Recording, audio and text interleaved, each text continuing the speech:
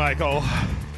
I think I'm pretty sure that this is the last podcast of 2022. Is it though? Is it really? I don't probably. I think it's going to be the last podcast of 2022 because I'll be honest, I'm exhausted. I am out of steam. What's after this? What's after this? It's Christmas, I guess. Yes, and then New Year's, and then is New Year's right after that? That's what happens every year. Michael, come on. I don't know what time is, man. Time's all fucked. You see, I made Michael record like 8 podcasts in a row. Which podcast is this? This is the 12. It's the last one. It's the last one. The 12th one in a row, I think. Yes. So welcome back to the 12th podcast. It's the 12 days of podcast here on RageSelect. I am Jeff. And I'm Mike. The 2 turtle doves, I guess. I don't know. There's a lot of birds in that song. I love the meme where it's just like, you've given me so many birds. For the first half of this, it's just all birds. Yes. Please stop. I'll take the rings. You give me a lot of rings. That's cool. You can keep all of these birds. I don't have any use for them. Someone did the math and it was like 100 and something birds. Unless they're eating the birds. I don't know if you can eat a turtle dove or I know French hens. I mean, you can eat any bird geese, if you're brave enough. They're geese laying. Like they're making more geese right now. That's true. Although you don't want that many geese because those things are crazy. Yeah. So okay. Probably the last podcast. Who knows? For the year. Depends on if I get a bug up my butt or not. I'm trying to get that bug out. I've been digging around trying to get that bug out. I think I got it. But and it's a big one because we got the Game Awards, and I'm not afraid to say that man, there were some announcements at the Game Awards. There was a lot of things. So many things. We've got a lot to go over. I've got the Game Awards, and then I've also got the rest of the podcast. I don't think we're going to get to that rest. We might just do like the speed round version, or we're just like, this happened, and this happened, and this happened. Yeah. If we get there at all, because again, I thought they said the Game Awards were supposed to be like 2 hours, and they were like 3.5 or something like that. Well, it doesn't help that God of War, Kratos himself, spent 10-20 minutes on his speech. Yeah. So yeah, but before we get there, it's funny because Michael, I was going to watch Guillermo del Toro's Pinocchio. I thought that would make.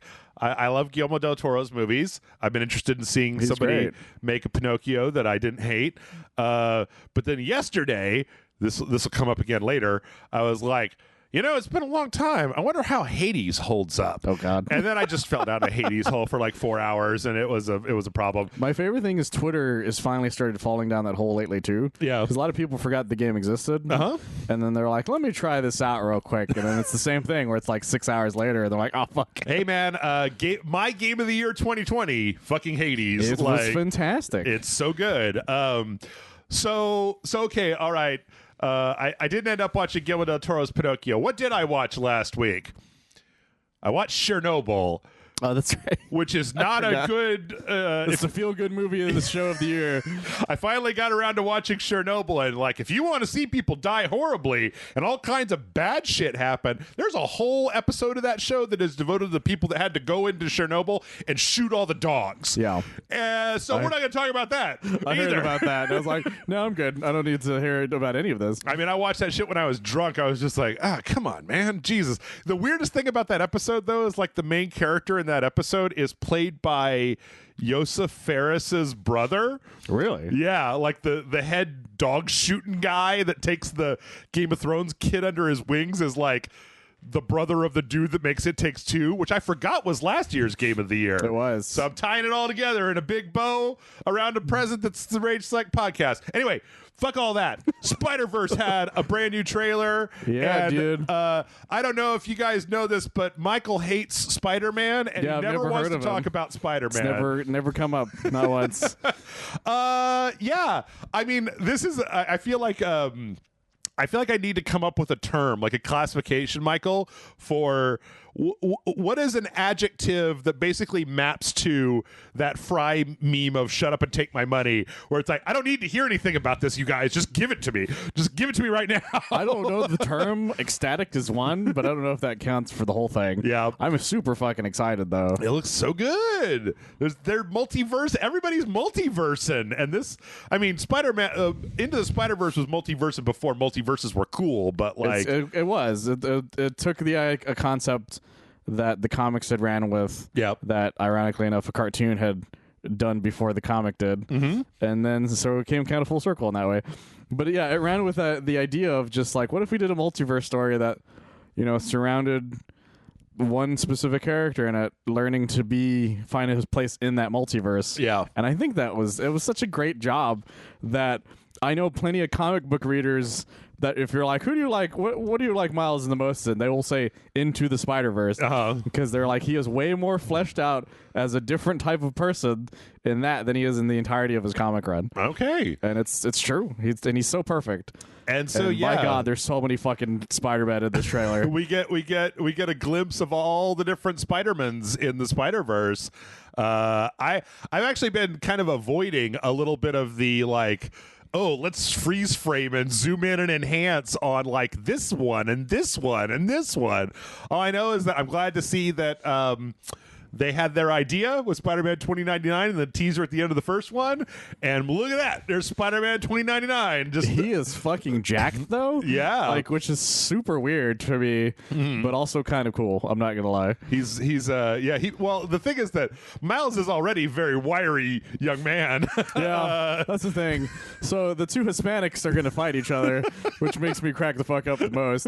Because 2099 was my favorite Spider-Man growing up. When I found out he was Mexican, I'm like, oh my God, there's a Mexican Spider-Man. And now he's going to beat up the Puerto Rican Spider-Man. There you go. I think that's kind of funny. Yeah. It's funny because half of this trailer I feel like is just kind of rehashing. I was actually worried it was just going to be like that beginning part and then just an end thing. Yep.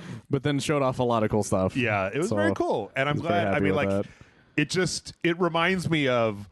I mean, like, and, you know, I'm not the biggest Spider-Man fan in the world. That would be you. But, and I feel like I slept on Into the Spider-Verse, and everybody, I mean, you know, the thing is that you and I, we hang out with a lot of like movie people. Yeah. And they're always just like, oh man, you gotta watch X. You gotta watch X. You gotta go to the theater and watch X. But like, I feel like I needed somebody to be like, no, really. Look, I know I say this all the time, but like, if all the things I tell you to go to the theater to watch are S rank, this is like SSS rank. Like, yeah, the issue is if I would have told you that, you would have been like, of course you would say that. Of course you would say that. You say that about everything involving Spider-Man. You went to the theater 5 times to watch Dragon Ball, for fuck's sake. It's like, true. And did I ever tell you the story of when I watched the press screening for Into the Spider-Verse? No. So I got to watch the press screening for Into the Spider-Verse, and I wore my 2099 jacket as well. So when I went, I was so happy at the end of that movie. I was depressed for 4 days afterwards. Because I had such a high that I was like, I understood why drug users want another hit, because I was like, I need to see this movie again, but it doesn't come out for a little while, and I'm losing my goddamn mind. You had Spider-Man withdrawal? Is that you're telling Spider-Man me? withdrawals. Oh my god! It was fucking weird. I didn't understand. I'm like, why am I so sad now? Where's my dopamine? It was the dopamine had hit its max, and it was slowly regenerating, and it just couldn't do it without more Spider-Man. Oh my god! It was fucking crazy. I tried watching the animated show, that didn't work. I tried watching the Andrew Garfield movies, that really didn't work. That did the opposite. Really. Those Andrew Garfield movies are terrible. Yeah, so Into the Spider-Verse, Across the Spider-Verse, the new one. Yeah, this is this is part 1. Though. Fuck June, man, June. Actually, I don't even remember. They decided to call it just Across the Spider-Verse, and then the sequel's gonna have a different name now. Oh, it's a 2-parter? Yeah, it used to be. Son of a bitch. It used to be called Across the Spider-Verse Part 1, and then the other one was gonna be called Part 2. But then they just decided to just call this one Across the Spider-Verse, and they gave the third one a different name. Okay. So okay, and I guess we can tie this back into a video game podcast that. There was one shot where you see the white Spider-Man from the PlayStation game there. And there's a great meme that I posted in the Discord where it's like all the PlayStation players are excited and the Xbox are like, who the fuck is that? Oh, yeah. Never seen this man in my life. Who's the lady on the motorcycle? That's Spider-Woman. Oh. They just made her African American. Okay. Instead of white. Okay. But she's pregnant like she was in that one really popular story that happened a few years back. Oh, okay. I didn't know. Yeah, there's a lot of cameos in this. Speaking of cartoons, the Spider-Man Unlimited is probably the one that a lot of people were the most surprised showed up in it. Uh-huh. Because he was a very strange cartoon that got made in the late 90s, early 2000s. Okay. It was supposed to be a 2099 cartoon, but Batman Beyond came out at the same time. And so they're like, well, we don't want to look like we're copying them. So they switched it to like a weird fucking story they did. All right, fair enough. Very strange. Well, Michael, we have a metric fuck ton of trailers. Is there anything else that you want to call out before we jump in? Midnight Suns is really good. Midnight Suns is really good, guys. It is really good. I was actually mad at myself for playing Hades last night because I was like, what are you doing? You got a game that you're into already. Stop it. Stop playing Hades. Except that fucking Hades is really, really good. Hades is really good. Especially playing it back from the beginning. It took me 5 runs to get to Hades. Oh, really? I wasn't able to beat him because I was like woefully depowered, but it only took me 5 deaths to get all the way up to Hades, and I got to phase 2 of the Hades fight, and then I just didn't have enough revives or health or any of that bullshit, and I lost, and I was like, but I've also been watching a lot of Christmas specials, but that's different. Okay, fair enough. Well, speaking of Christmas specials, not at all, let's get into the Game Awards. They're kind of like a Christmas special. They got so many world premieres It's special. here. It's a lot of gifts. It's true. So we're gonna talk about the ones that are worth talking about, but if we miss your favorite thing, then or if we just gloss over some stuff, you'll have to excuse us because there are 1 billion things here. There's so many things, guys. Anyway, we started with a little animated trailer for Dead Cells Return to Castlevania. Yeah, this was an interesting thing to find out happened. Yeah. Because we were recording the last podcast when this had happened. Mm-hmm. That was the only thing I knew because somebody posted in Discord right as they started. Oh, okay. But I didn't know what it was, and I still don't really know what it was. I mean, I assume it's just a tile set for a level in Hades that makes it look like Castlevania, along with some outfits and weapons. Hades is on brain, man. You just said Hades again. Hades. Dead Cells. Dead Cells. Hades. Whole fucking thing. Anyway, Alucard and Richter are there. Dracula's there. It just would not surprise me if all of these guys were in Dead Cells. Well, I was reading an interview with the guys, whoever was, I guess the guys who made this or something, and they're talking about how it was going to be kind of what you said. Yeah. Where it's just like, it's just going to be like a tile set or something. But the more they talked to whoever the Konami rep was, the more they're like, you want just all this shit? And they're just like, oh my God, yes. And then so they went more full hog on it. Oh. So apparently it's going to be a lot more than what they normally would have done. Okay. So there's going to be a lot of stuff going on in it, apparently. Cool. I mean, I am all in favor of more Castlevania. I am too. That's one of those properties that Konami has locked up, and I'm just like, would you please just sell this to somebody who will use it, for fuck's sake? I was surprised, yeah, because it turns out they were big fans of Dead Cells, which is why they approached them to begin with. Cool. I mean, Dead Cells rocks. It's another game that's really easy to put a lot of time into. I'm probably gonna buy Dead Cells specifically for this because I never owned it. So Dead Cells is you get sucked into the Dead Cells dimension. Speaking of vampires, by the way, it should also be noted that these trailers that we're looking at are the ones that aired 25 minutes before the Game Awards started. Yeah, it was the pre-show. The pre-show had trailers in it, which we didn't know about originally. Nope, true. Vampire Survivors is on cell phones. Was it not already? For some reason, I just assumed it was a phone game to begin with. Nope. Okay. And then a trailer that just started with you guys have phones, right? It's like, yeah, you can go get Vampire Survivors on your phones. See, that makes sense, though. That always felt like it was supposed to be a phone game to me. Yeah, that works. And it doesn't have that much going on that wouldn't, translate, if that makes sense. Yeah, no, the controls on it are so simple. It's just like 8-direction movement and then choosing stuff from menus. So it would translate perfectly to phones. In fact, I should download it on my phone. Don't. You're just going to end up stuck like you would do every game that you've touched randomly. Okay. All right. Fine. The worst kept secret in the entire world, Returnal is coming to the PC. Shocked, Jeff. Yeah, I know. I'm absolutely shocked that such a thing happened. We knew all this was happening. So, if you're into Returnal, Sony this is the year that Sony really just kind of went for it, right? Like they really, well, yeah. In a lot of ways, they really went for it. Like Miles Morales and Last of Us and God of War. What was God of War last year? God of War was this year, but Miles Morales was definitely not this year. At least I don't think it was. I thought it was. No, it came out when the PS5 came out. No, the PC version. Oh, the PC one? No, yeah. Okay, yeah, you're right. Yeah. So I think the Spider-Man also came out in PC. I think the same year. It's interesting to see after so long the Sony broke the seal and they were like, "Oh shit, there's money in here." I was confused by what you meant for a second, but now I'm still kind of tired. Yeah, no, yeah, they came out with a lot of shit on PC this year. Yeah, was Days Gone this year too? If so, it might be. I feel like that really was also early. But yeah, everything is coming to the PC. Yeah, which is funny because a lot of people are trying to use it as an argument against owning a PS5 because they're just like, not everything, it doesn't even have exclusives anymore. And it's just like, I don't think that's a thing that people matter or care about that much. Well, I mean, it has exclusives. You can't play God of War Ragnarok on the PC. No, you can't play the Demon Souls remake on the PC. Well, that's one of the few. That's the thing. That's the thing is they were expecting a lot more to be like on the list of only playable on the console. Yeah, but some of those are some of those are still like on the PS4, for instance. Yeah. But that doesn't mean that doesn't mean like people stopped buying Xboxes because everything on Xbox is on PC. I've never entirely understood the glee that some people seem to derive from the idea that other people can't play the game, the weird exclusivity of just like, no, like a game is devalued because it's on the. I for one really want them to put fucking Bloodborne on the PC. Oh, that's what everyone wants. Yeah, that's the rumor every time an announcement's happening. Yep. Well, they're going to say Bloodborne's going to be like in 4K or in 60 FPS per. It'll suck your dick on PC. Yep.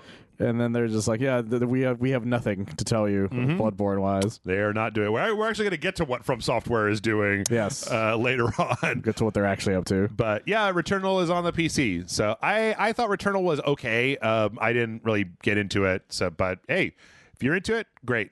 Let's see. We're gonna skip this. Plague Tale Requiem had an awards spotlight that was just kind of like, look how awesome Plague Tale is. I'm like, great, cool, whatever. Rats. This was a real strange one. There's a Hellboy game, and it's like this came out of nowhere. Like it's very cell shaded, like the Mike Mignola art, right? Like I think that's my favorite thing about it. And it's like Lance Reddick is the voice of Hellboy. Yeah, he's been in a lot of just random shit lately. Yeah, I kind of love that. And then it looks like it's like a third person action game, right? Like I think so, but we haven't really seen much outside of this trailer that I know of, at least. Yeah, the trailer kind of had this one kind of fight with a werewolf that if it's like. Could be gameplay, but I guess maybe the thing is that like no matter if it's gameplay or not, the graphical style that they're going with this kind of aping what the comics look like is very doable on the current generation of stuff. Yeah. Right? Like it's these very like hard, solid, desaturated shadows and stuff. This looks a lot like a kind of a third person God of War, Dark Souls-ish kind of. Yeah, but it all depends on like exactly if that's a control thing or maybe like a because Midnight Suns got a lot of people thinking it wasn't a card game. I don't know how that's possible, though. I don't know how that's possible. That game was super duper upfront about what it was. Like, well, I still don't understand it myself too. It's somewhat, but there's a lot of trailers that they did eventually that never really showed the actual game part of it. Yeah, there's a lot of like story stuff, and people got excited off of that. Okay, but it did make for a lot of really funny Amazon reviews because people just did not know what type of game it was. Yeah, so those poor guys. But yeah, this looks cool. I don't know. Do we know who's making this? I don't actually. Let me see if I can find it real fast. I didn't look that far into it. I didn't. There was just so much fucking shit this week. Let's see. Upstream Arcade.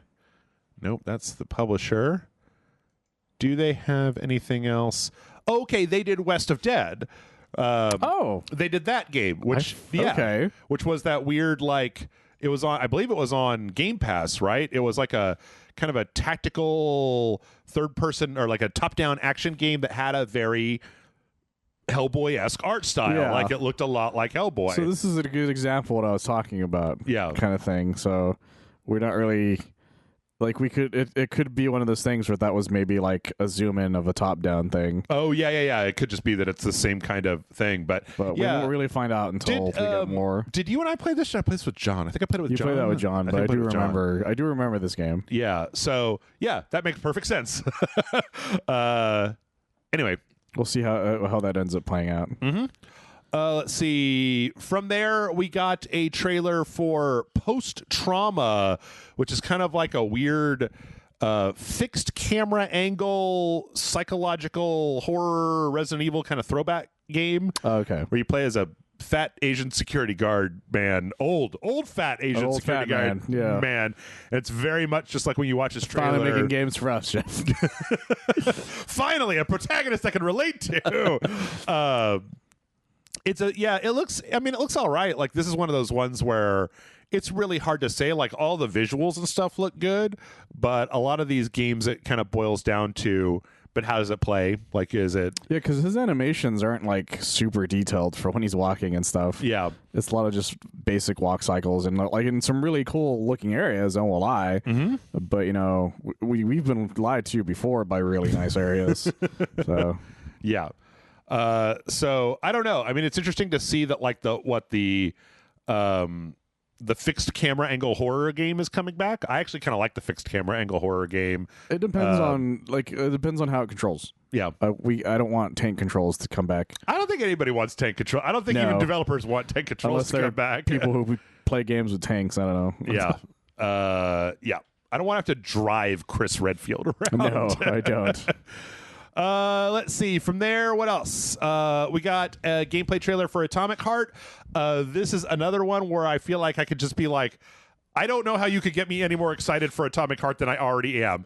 Every trailer is 100% grade A bug nuts, and like, yes, please, yes, I would like to play this. Yes, it's the exact type of game that I am glad still gets made. Hell yeah. Just pure batshit insanity that just looks like a lot of fun. Yeah, like there's no part of this that doesn't look like the nuttiest fucking fruitcake in the box.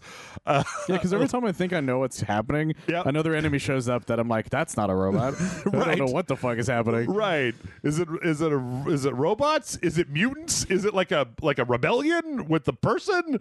Like, what's the deal? What's with this like robot lady with the braid? What? I'm really interested to see how this game plays out. And before anybody starts typing in the comments, I don't want to know the answer to those questions. Not yet, at least. I want to go into this game going like, all right, what is it? Show me. But yeah, that was coming out February 21st, so we don't even have that long to wait. Yeah, which is good because I'm very excited for it. Mm-hmm. Let's see. From there, we got a game called Scars Above. This is interesting to me, Michael, because this game looks an awful lot like Returnal.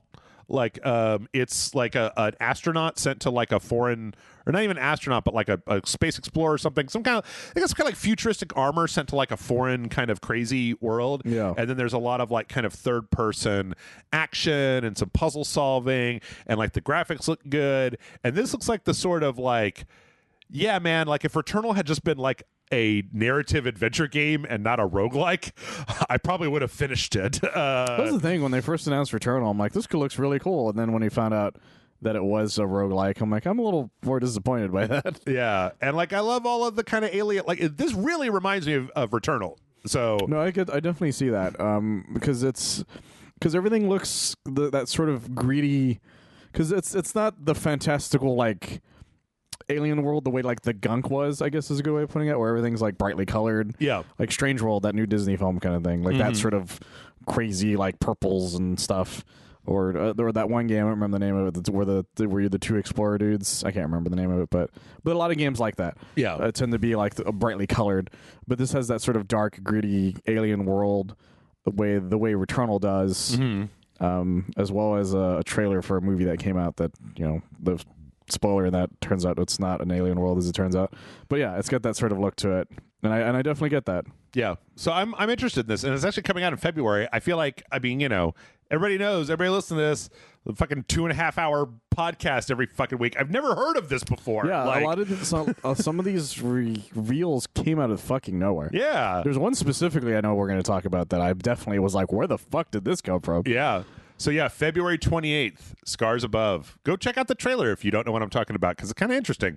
I don't know though who Madhead Games is. Sounds familiar. Let's do a little. Let's investigate. Madhead Games did games.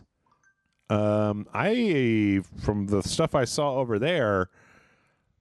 Oh, iOS, Never Tales, Wanderlust. These look like hidden object games. A lot of them seem to be. Okay. So it looks like they're getting out of there. These look like what is Adam Wolf? No idea. What is that? I've never heard of that. I've heard of everything. I'm the guy. Yeah, a lot of these are 2016. This is they definitely got out of their wheelhouse. It looks like it's another like kind of solving puzzles, clicking on pixels game, but just like the Adam Wake version. Good for you guys. You guys really got out of your wheelhouse in this, if that's the case. Holy shit. There's a lot of stuff happening. Let's see. After that, we got Relic Hunter's Legend, which had a cheeky animated trailer where the person talks to the camera about becoming a relic hunter.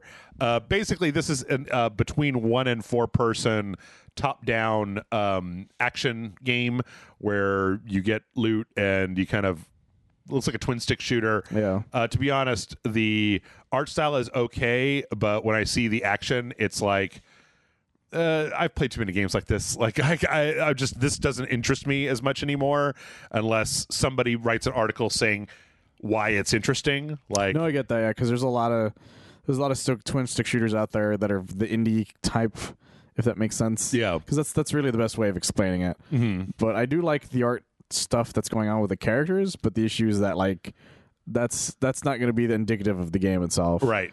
Like this is clearly just like a cutscene thing that they did specifically for this trailer. I also tend to get bored with these games where it's like a kind of a generic like action game, and it's like play it alone or play it with your friends. And it was obviously designed to be played with your friends and not by yourself. Don't you have friends? Right. So yeah, I don't know. I mean, it's fine. This is also being published by Gearbox. Whatever. I don't know. I guess I say that as if it means something, but it doesn't really. So well, the thing is, Gearbox publishes legitimately good stuff. Yeah, they just don't make a lot of good stuff themselves. That's true. That's true. Let's see. Among Us has a new game mode. Ooh. Among Us has a new game mode called Hide and Seek. And basically, like, instead of somebody being sus, you just have somebody who is like the full-on revealed alien at the beginning. And you can't like there's no voting, so everybody has to like run away and hide and try, and like if the monster finds you, they just kill you immediately. And so everybody's trying to complete tasks before everyone is eliminated by the big monster. And it's like, oh no, that totally works as a game mode. Like, I bet you this is an idea somebody had based on something the community might have did. Yeah. Where they're just like, hey, I'm the killer, so just do everything before I get you. Right. Kind of thing. Like that happens with a lot of games where somebody has an idea that they did that somebody caught wind of and they made it official. Yeah. So that's a pretty cool idea. So, plus, I love the fact that they actually animated the traitor differently. He's got the big mouth with the tongue and just Yeah. I don't know if the top hat is switchable or if you always have to be wearing a jaunty top hat. If not, I will just wear the top hat. Also, there was this part at the end where they got where the little dog is there and they got killed right in front of the dog. Anyway, also this is a new game mode and it's already out. Oh, okay. So people can play it already. Yeah, I think the petting the dog thing is new. I think that's what it was doing. Yep. Let's see. After Us was next on the list.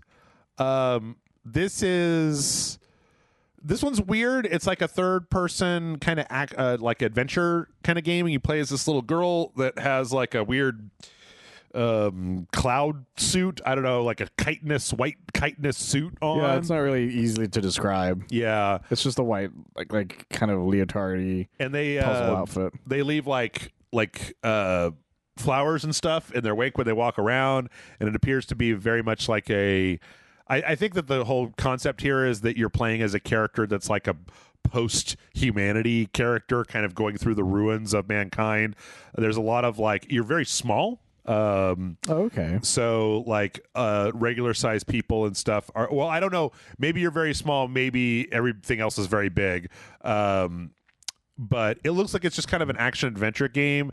It looks like one of those action-adventure games where you're not doing a lot of, like, combat. You're doing a lot of, like, traversal. Okay. Also, there's a big spirit dog that comes out of a dog corpse. So that's something. Yeah, I don't really know what to say on some of it. Because, yeah, it's very strange. It's a very strange thing. Yeah. I just don't really know what it's going on yet. But it's interesting enough that I'm sure it'll have an interesting story. Yeah. I just I don't know how many post-apocalyptic stories I'm into anymore. The problem that I keep having is that that's been happening a lot lately with indie games. The gameplay loop here, all I see is traversal. Yeah. And like we're gonna get to it at a certain point because they announced the studio that made Celeste is making another game, and I'm like, and this kind of reminds me of why I didn't play. I tried to play Celeste, but it was like it's just platforming. Yeah. And I need more than that. Yeah, a lot of games have run into that where they're like, "This is great," but then it's like, "Yeah, but I need to do anything else." Yes, I need I need something besides just that to do, and I think that might be. Oh God damn it, my tabs! All right, tabs, fine, be that way. I'll just wait until we're done and then open up more of them. Anyway, yeah, kind of wishy-washy on that one. I am not wishy-washy on Replaced at all. This is that one that was announced a long time ago where you play as an AI consciousness that is somehow forced into a human body in a post-apocalyptic kind of like robot Blade Runner-y world where everything is like kind of pixel based. And it's like a 2D action adventure game, and it is fucking stylish as shit. It's really showing off this thing that I feel like we're seeing more and more these days where it's like, hey, here's a 2D game, and then we put ray trace lighting in it, and so it looks fucking incredible. Like, yeah, because all the background stuff is really well made. Yeah, and backgrounds are like 3D, by the way. Well, yeah, because he himself and as well as a lot of the other characters in the area are really what's the actual pixels. Yeah, but a lot of other stuff is like this really great, not super detailed, but detailed enough that even the ray tracing like makes it that much nicer. And I don't even know if it's ray trace, but whatever their like lighting reflection, and they've kind of got like a pit whatever their lighting engine is, shift. What do they call tilt shift? Tilt a little shift. bit of tilt shift around the edge, but then it's also like a fucking badass 2D action game. Like there's a lot going on in it, and the trailers have never truly revealed everything, and I think that's really cool about it. And there's so much going on that it's just I can't wait to really find out what's going on in this game. Yeah, it looks very cool. It's got a very very like unique look to it, and I can't wait to find out more about what's going on. Okay, that's gonna bug me. Okay, never mind. All right, fine. Fuck you. People don't know he's fucking around with his I got computer. some arms for my monitor. He's showing off. I'm trying to move the monitor so we can all watch the trailers together, but the monitor is now slightly tilted to one side, and it's bugging my brains out. Street Fighter 6. We had 2 minutes of Street Fighter 6.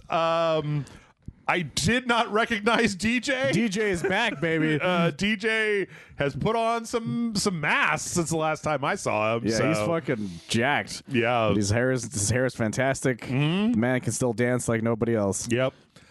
This trailer had I think 4 different characters in it. It was DJ, and then the Marissa. French lady, and then that big beefy mommy. I can't remember the French lady's name right now. And then Adon, I think. Or no, not Adon. JD. It's something J. I can't remember. But they showed off all these characters. Yeah. And then a lot of mini game stuff that you can also see. That's really cool. And I'm really fucking excited for this game. It seems like they went to put a lot of time and effort into it. So and the designs are really cool on the 4 characters. Yeah, I really like Marissa's design a lot too because her hair is like shaped like a Spartan helmet. Is that the big lady? Yeah, the big lady. Or she's got like a Spartan helmet kind of look. Oh, okay. And then this guy, I don't know if he's the bad guy. Yeah, he seems like he's got the psycho power. Yeah, Manon, that was her name. Manon, yeah. And then Marissa, of course, and then JP. Yeah, I knew it okay. had a J in it. But yeah, he looks fucking awesome. He's got it looks like he's got because he talks about like inheriting a power and in the street, and then he's got the kind of purple and black flames. Yeah, like, it looks like he has access to psycho power, but he's not using it the way Bison would. Right. And he's got a lot more moves that are much more related to that. Manon is very reminiscent of I already forgot his name. The French guy from Street Fighter 4. Because they have that same sort of move in some ways, but they look fantastic. Every single one of them. Yeah, the whole thing just looks looks amazing. I can't believe I'm like Abel. His name was Abel. Oh, okay. I knew it was gonna bother me if I didn't get his name. Okay. No, but the whole thing looks great. Yeah, and they show off a little bit of what their supers will be. Yeah, and they look. God, this game looks like it's gonna be so much fucking fun. The thing that I can't get over is the fact that they. It's like they listened to old Jeff, and all of the dumb single player stuff looks like it's going to be fun. That's all I want. I want some single player stuff. So I know everybody's mad that fucking Poochie is on the cover or whatever. It's fair though, because he has just a weird look on his face, and it's just a weird fucking cover. Yar, I'm a pirate fighter. Somebody edited it to where he looks like Popeye, and it just works. And I was like, I would buy that cover if it was straight up was just Popeye. Yeah. I can't wait to make a monster. I've seen some of the monsters. I'm wondering if the shit people have made. I wonder if Capcom's going to let people continue to make monsters, because I want to make my own. Can't tell if they're going to be like 1,000,000 pounds on the bottom and 0 pounds on the top, or if I'm just going to make the the fighting game equivalent of baby legs from the Intergalactic Cable. This shit's going to be amazing, guys. This game is going to be fucking fantastic. Yeah. Let's see. Well, then I had no idea. No one did. No, I was mad that the Discord didn't inform me, even though we were recording the podcast when this happened. Hades 2 is a fucking thing. Hades 2 exists, guys. What the hell? And it's apparently another canonical child of Hades. Yeah, but it's like witches now. I don't recognize a lot of the characters in here just because I'm not that familiar with like the witches of ancient Greece. Yeah, or apparently something. they're like much deeper cuts than the first one was. I know that part of the so first off, they had this animation that was kind of showing off the new main character, who is a lady who has like a green arm and she's got a little bit of Zagreus going on. She got the little olive thing around her head, olive crown. The head. I think Zagreus had the heterochromia. Did he? The eye thing? Yeah, he had the eye thing. Yeah. It's I'd like to just take a brief moment to say that I'm a little mad because one of the guys that I went to animation college with was the lead on making this animation, this cutscene. And when I went to Facebook later on, he posted a selfie. He got to fly out to the Game Awards. Oh, wow. Because he did this, and they were just like, yeah, come on out, blah, blah, blah, because it's super giant and they're cool and shit. No. I'm like, God damn it. Do you know Greg Kasavin? Can I introduce me to him? And what's a non-weird way for a 40-year-old man to be friends with another 40-year-old man? Just friends, I guess. I don't know. Anyway, Cargill's doing it all the time with random actors, so I think you could do it. Yeah, maybe. Yeah, I went to school with. I'm sorry, just real briefly. I've told this story a few times before, but I went to school with this kid, and he was like, "Oh, you're into video games," and I was like, "Yeah, I fucking love video games." He was like, "Oh, my dad is my uncle is friends with this guy. He's supposed to be some big video game guy. You used to go hang out at his house all the time." And I'm like, "Oh, what are you talking about?" It's like his name's Warren Spector. Do you know who Warren Spector is? And I was like, started heavy breathing. Dude, fucking piece of shit. I love when that has happened to me a few times, or somebody would be like, this crazy famous person, and I'm just like a fucking, oh my god, just so many degrees away from them. Yep. And you're just like, oh fuck. What are you gonna do? I'm going to animation school. Can you ask your uncle if his nephew's friend from school can nerd out with Warren Spector over nothing? This is also the dark times for Warren Spector. It's true. There were a lot of dark times for Warren Spector. Anyway, Hades 2 looks amazing. I can't wait. They're going to do it the same way they did Hades 1. Next year, it's going to come out into early access, and then they're going to slowly iterate on over time. They showed a little bit of gameplay. It looks a lot like OG Hades with new enemies, new powers, new gods. You see Apollo briefly. Yeah, man, Supergiant. Supermassive is the quarry and stuff. Well, that's what made it really funny. So when this came out, there were people making the same accident. Yeah, and so they were congratulating Supermassive on Twitter for Hades 2, and they're like, "That's not us, guys. Stop it." Yeah. Yeah. I can't wait. This is why I installed Hades last night, and I was like, oh, right, Hades fucking rules, and now I can't wait for the second one. Yeah, thanks to this announcement, a lot of people were like, I should try Hades, and have now gone down a rabbit hole of pure justice. I saw a meme that was pretty good that was like, it was like a picture of Zagreus, and it said, I think it was in the Discord where it said like, oh, I see that the one. bisexuals had their game, and then it showed the new main characters like the bisexuals have their game. It's true. Yep, it's pretty very much true for this character. So yeah, Hades 2, fucking what amazing. Yeah, I could never have believed it if you hadn't had told me. If you told me, I would have been like, shut the front door. And then you would have been like, I'm already here. And then you'd have been like, why are you stalling so much? And I'd be like, because I have to bring up some more trailers. I was surprised that we finally saw Ken Levine's new game. Yeah, this was a very big shock to me, too, to my biosystems. Yes. But it was just, I want to say it came out of nowhere, but it was something that people have been waiting to get revealed eventually. Right. This is Judas. This looks for all the world like a BioShock game. Yeah. And it's real. It's a real thing that's coming out. Yep. And I'm very excited because there's a lot of crazy shit going on in it already. Yep. Like, we see a little bit of gameplay. It appears as if you have a gun in one hand and powers in the other. So, like, no one's ever done such a thing. I guess when Ken Levine went off after BioShock Infinite and dissolved the entire BioShock team to go figure out what he wanted to do, he just made more BioShock eventually. Yeah, that's exactly. It's the funniest thing about it. He's like, I'm gonna make a game like no one's ever seen. Like, and then it's just fucking BioShock. Yeah, it's like that's BioShock, that's man, just baby. BioShock. It's a weird BioShock, but that's just BioShock. Yeah, there's like a dog thing, and there's like loot ladies, and you putting stuff in your hands, and like there's a cast of weird characters, and it's in space for some reason, but at the end of the day, if this was BioShock 3, if you told me that this was BioShock 4, yeah, I would believe you. Like, yeah, I would have believed anybody if they said this was just BioShock 4. If they said this was called like Mento Shock or something, I'd be like, yeah, okay, sounds good. Space Shock, they call it. Space Shock. Cosmo Shock. Like, it's very exciting though. Yeah. I hope it turns out good. Ken Levine, he has a very strange history when it comes to games coming out. Yep. So hopefully this game is everything he wants it to be. Yep. This time around. I'm hoping. What I'm hoping is that after, because they dissolved the BioShock team, they kept Ken Levine and some of the core staff, like 5 people or something, on at 2K in this Ghost Story group.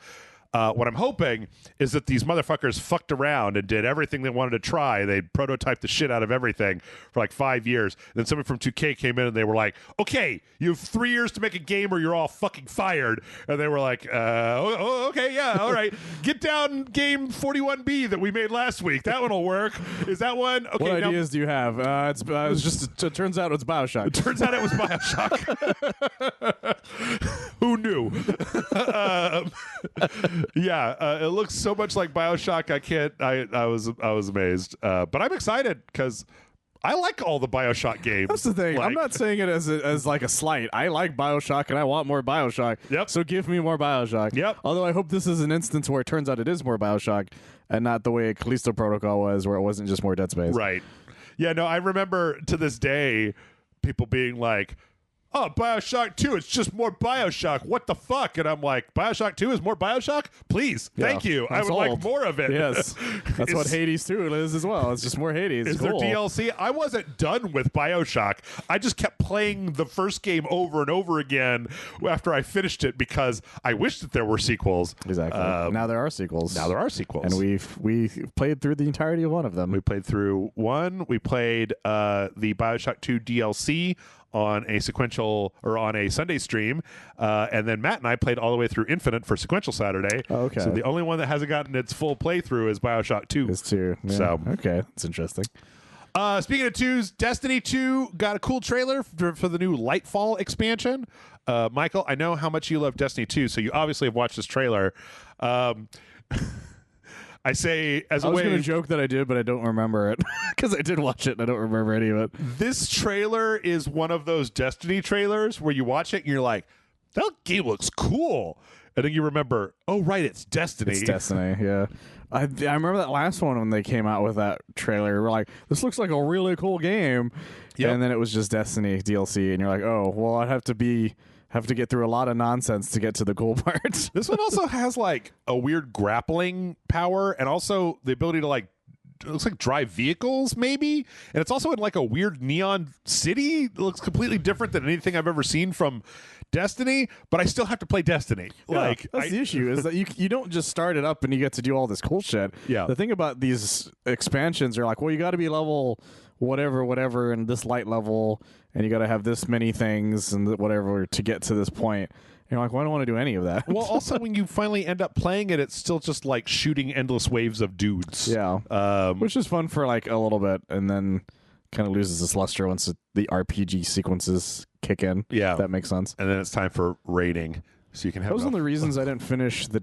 I don't remember which one it was. There was one where I got to the last level or the last story mission, but my light level wasn't high enough to do anything, and I was like, well, I don't want to grind to do your final story mission. That's stupid. Yeah. And so I just stopped entirely and just never finished it. I think it was Destiny 2's final mission, or original final mission. Well, it's good that we had a little cooldown between Judas and another game that like I knew existed, but keeps, to me at least, looking better and better, and that is the Batman reveal for Suicide Squad Kills the Justice League. Yes. Which the thing is that I know a lot of people. I know specifically that I remember you and John both were like, "Oh my god, can we just get a non-evil Superman story for once in our lives?" I just want to play a non-evil Superman. That's too much to ask, guys. But I do like what I'm seeing here. I'm hoping that the amount of time that Rocksteady has spent making this makes it good. Yeah. Like, because here's the thing: I've seen evil Superman a bunch of times. I don't see evil Batman very often. Yeah, and that's the thing that actually made me interested in this trailer. I did like the fact that in this trailer that Harley sees that stand up and like just immediately punches it, like just the very first thing. I also like her all of her stuff when Batman shows up and she's just like, "Oh, hey Bruce, like, oh, what are you doing? Like, oh, you still hunting us criminals from the shadows to instill fear in us? Like, don't worry, guys, Batman doesn't kill people." Also, I don't know what's going on with Captain Boomerang in this trailer. He like cuts off a thing from Flash. I think like, he cuts off his finger or something. Is that his finger? It looks like a finger. Does it? Is it a gray finger? I think it's like a gloved finger. Huh. Okay. That's what I thought it was. Okay. He cut something off, but it's just one of those things where it's like I'm really interested to see what's going on. Yeah. Because this is clearly after you defeated the Flash. Yeah. Kind of thing, and I think this was a reveal that they probably were gonna originally like hide for a long time, but then Kevin passed. Oh. And then they were like, well, I guess we should just show that, hey, he's in the game. Right. Because right. I feel like he would not have been like the next reveal originally. Yeah. Like I feel like he would have been the last reveal. Mm-hmm. So yeah, I think that's kind of cool. Yeah. Because it's sweet. So. It's bittersweet is the thing. Yeah. Because it's probably the last Batman thing that he did, right? Yeah, it's the last new one that he did. Before this, it was Multiverses. Oh, I guess, but he did this a long time ago because this has been in development for. They probably this has been in development for so long, guys. Voice stuff like recorded a long time ago. So, and he was working pretty much till the very end. Yeah, he was set up to be in that cartoon that we were supposed to do and everything. So yeah. So yeah, I don't know. I'm hoping for more. I do also feel though like we haven't seen very much gameplay. That's my only issue I've had so far. Squad Kills the Justice League, and it's supposed to come out not that far away. It's in. Is it in February? I don't remember it. I don't think this trailer shows. To be honest. I don't think so either. Anyway, yeah, looks good. From there, we got another trailer for Party Animals. Does anybody remember what Party Animals is? If you don't, you might go back to, I think it was E3 when you and I were talking about this, where it was like, that's Gang Beasts. It's just Gang Beasts. That's Gang Beasts, but you guys. With an animal skin. Yep. Like it's just Gang Beasts. And you can dress it up all you want. Like it's a good looking Gang Beasts, and I like all the little animal guys, but that's just that's just what it is. Yeah, so. it's just gang based. Although it looks like some of it might control slightly better, but that's probably the only thing. But the point of gang based is that it's hard to control to begin with. Yeah. So I don't know. I'm Also, sure this will be a little funner for some people that way. Their duck looks almost exactly like Psyduck. It does. Something that they talked about in the trailer. Yeah. I mean, this looks fine if that's what you're into. I'm not exactly excited for it though. I'm sure all the streamers are gonna love this shit. Yeah, but I don't care. Good job. I'm glad to see that we're both on the same page. Let's see. We also got the pre-purchase trailer for Last of Us 1 on PC. Last of Us is coming to the PC. Yep. Can't wait for the weirdest fucking mods imaginable. The weirdest part is that okay. Like, a lot of this trailer has captured on PS5 at the bottom. Yeah, that's kind of funny. Like, this is the PC version, you guys. You can't get new footage for the trailer. It's probably because they were like, well, this is the nicest you can get it to look with the kind of thing. I suppose. It's probably easier for them. So, yeah. But people are mad. Why? Because it costs less than the PS5 version. Costs less than everything on the PC costs less than the PS5 version. Well, that's why they're mad, because people were just like, well, like, because the PS5 people feel slated, or what's the word I'm looking for? Slighted. Yeah. Because of it. Because it's just like, well, they're getting the same thing. Yeah. Because it was one of those things where, like, you guys shouldn't have done that to begin with. It was a re-release of a game that came out for the PS3. That had already been re-released on the PS4. Exactly. Yes. So it's like, you kind of did that to yourselves. Yeah. Of course. But on the other hand, motherfucker, if you bought The Last of Us Part 1 remake for the PS5, bruh, that's on you, man. Like, you exactly. Like, I don't know what to say. You know, if you had never bought it before, welcome to the fucking party, pal. And if you'd already bought it before, you made the conscious choice to pay full price a second time for a game that you know is going to be discounted and or on PS Plus at some point in the future if you just wait. Yeah, it's a game that you easily could have waited and it would have gone down in price. Yeah, I wouldn't be surprised if it goes down in price once the PC version comes out. I would not either. Let's see. I need to open up these windows faster. Hey, we're making pretty good time. We are, because we're just some of the ones that we don't really care about. We're just kind of passing by. Yeah. Actually, I say that, but then I remembered that this is only like 60% of the way through. So we're not that far into it. The Game Pass is the Game Awards was pretty long. Jedi Survivor got a full reveal trailer. Yeah. Do we care? How much do we care about Jedi Survivor? So the first game did really well, and the reason I somewhat care about it is because I liked this first one's story quite a bit. Yeah, because it was the Star Wars game that showed EA that they were being fucking stupid and not making more single player games. Right. And I'm really glad that it did well enough to get a sequel, because I liked it enough that I'm like, I wanted to like it more. And usually when a game gets a sequel, they streamline a lot of stuff. Yeah, I can see that. And so I'm hoping the game plays in a way that I actually find super fun. Also, I'm hoping it's not as glitchy as the first one. Yeah. Because when I played the first one on a PS4 Pro, it glitched out like fucking crazy. For me, I'm hoping that that it's the map. Yeah, that map wasn't great. The map, like, especially when I went back to try to collect some of the stuff towards the end game, and it was just like, where are you wanting me to go? Where do you want me to go? Yeah, there's a lot of issues with that thing. I am right next to the thing, and I don't know what you want out of me. And yeah, you're gonna get a gun. Although the trailer doesn't show the gun at all. Yeah. So far, but he gets the dual wield saber, and also Cal Kestis look like he's gone through some shit. Cal Kestis, he still looks like a baby. He looks like a baby that grew a goatee That's fair. To look older. Like, he's got a little bit of a baby face, man. I like that guy a lot, though. He's done a lot of solid work in his acting time. Yeah, he was real popular in Gotham. You know what? I'm gonna be fair here, Michael. I take everything I just said back. This game looks fine. I'm just real Star Wars out. Like, that's what it is. There's nothing about this game that looks bad. Like, it looks graphically, it looks good. The gameplay, action, you can see some of the platforming, riding guys, one lightsaber, two lightsabers. Like, you're doing finishing moves, 3 lightsabers. All that stuff looks great.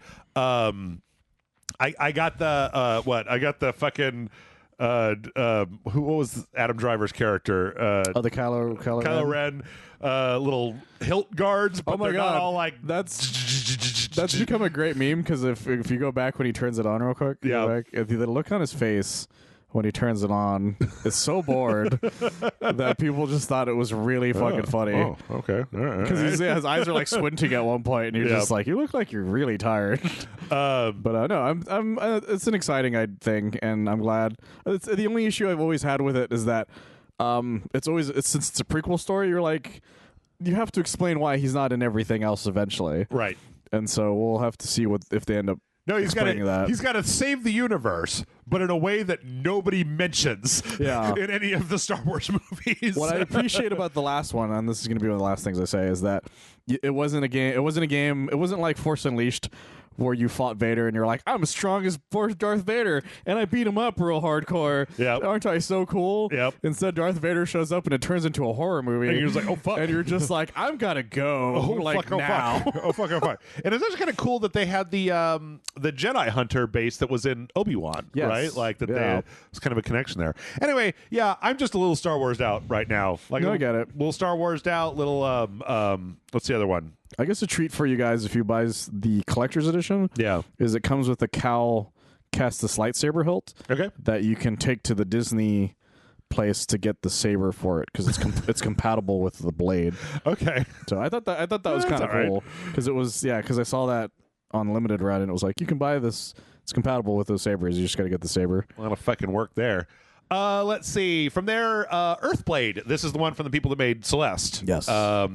And it kind of, I feel like, very much starts looking like Celeste with kind of little dialogue sequence with a little horned main character. But they kind of do this thing where they pan through, and as they pan through, they show kind of little vignettes. And one of the things you can see is that the main character, not only just platforms, they also have like attacks. Some kind of little attacking stuff. And I'm like, okay, great. I love the tight mechanical design of Celeste. I just needed more interactivity that wasn't just jumping and dashing. So that to me is exciting, right? Yeah, that's one of the more exciting things about it. The name is just kind of funny to me because it makes me think of Earthbound, and it's not that in any shape, way, or form. That is true. It's just a strange name. Yeah.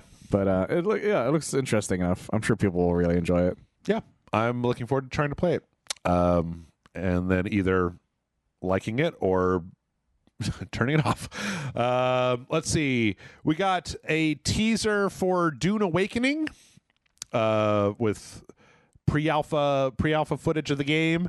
There's a whole voiceover going on here talking about how, like, you're the fucking Kwisatz Haderach and all this stuff, and it's just like, oh, is this like it's like when you play Star Wars MMO and everybody is a Jedi. Like, you remember in Star Wars Galaxies how, like, it was supposed to be before the, like, post Jedi cull, before the Jedis came back. It was like you could be anybody. Every third person was a Jedi. Yeah, it was covered in Jedis. Yeah, that was kind of one of the reasons I ended up not playing that game. I want to play a fat Harkonnen. Can I play as a fat fucking? I guess not. You got to be a. This isn't. They say it's an MMO, but it's like a survival MMO. So yeah, I don't know what that means. Does that mean Rust? Is that what that means? It could be like that Conan the Barbarian one. Yeah, where you could change what you look like or something. I don't know, man. I'm like real leery about turning Dune into anything. Well, that's the issue is they keep turning Dune into stuff that I'm like, I don't find any of this interesting. Yeah, because it was this and what was the other one? It was like the RTSE kind of thing. 4X strategy game, like Civilization, like, sort of. I'm good. Yeah. Yep. Let's see. Let's move forward here until we find a good stopping place because we're just about out of time. We're doing okay. Forspoken has a demo. Forspoken's demo. Forspoken demo is out. I've never seen a demo change people's minds so much, but not in a good way. I saw one guy on Twitter that was like, I'd like to thank Square Enix for putting out a demo for Forspoken. I now know that I will not be playing this game when it comes out. I've seen so many of those. Yep. I was like, oh, this was day one originally. Now I really don't want to play this game. No, I tell you what, there's a news story later, and I doubt we'll even get to it, where it's like they came out and said, guys, we're going to change the game before it comes out. The demo wasn't indicative of how the game plays, and it was like, well, then why would you did you even do come that? out with it? Right, like you put out something boring as the advertisement for your game. Come on, guys, what the fuck? That's so stupid. What the fuck? The game is going to be completely different. How completely different are we talking here? Right. Because that's not how this should be happening. They're just like, oh no, we put some boring quests in the demo, and it's like, why? Why would you do such a thing? Why would you do that? Anyway, this next announcement is too big, and we're about to take a break. So, if we go into this, we will never get past it. Yeah, we'll be another 25 minutes here. So we're going to take a break, but when we come back, make sure to stick around through the little musical break because big news happening on the horizon.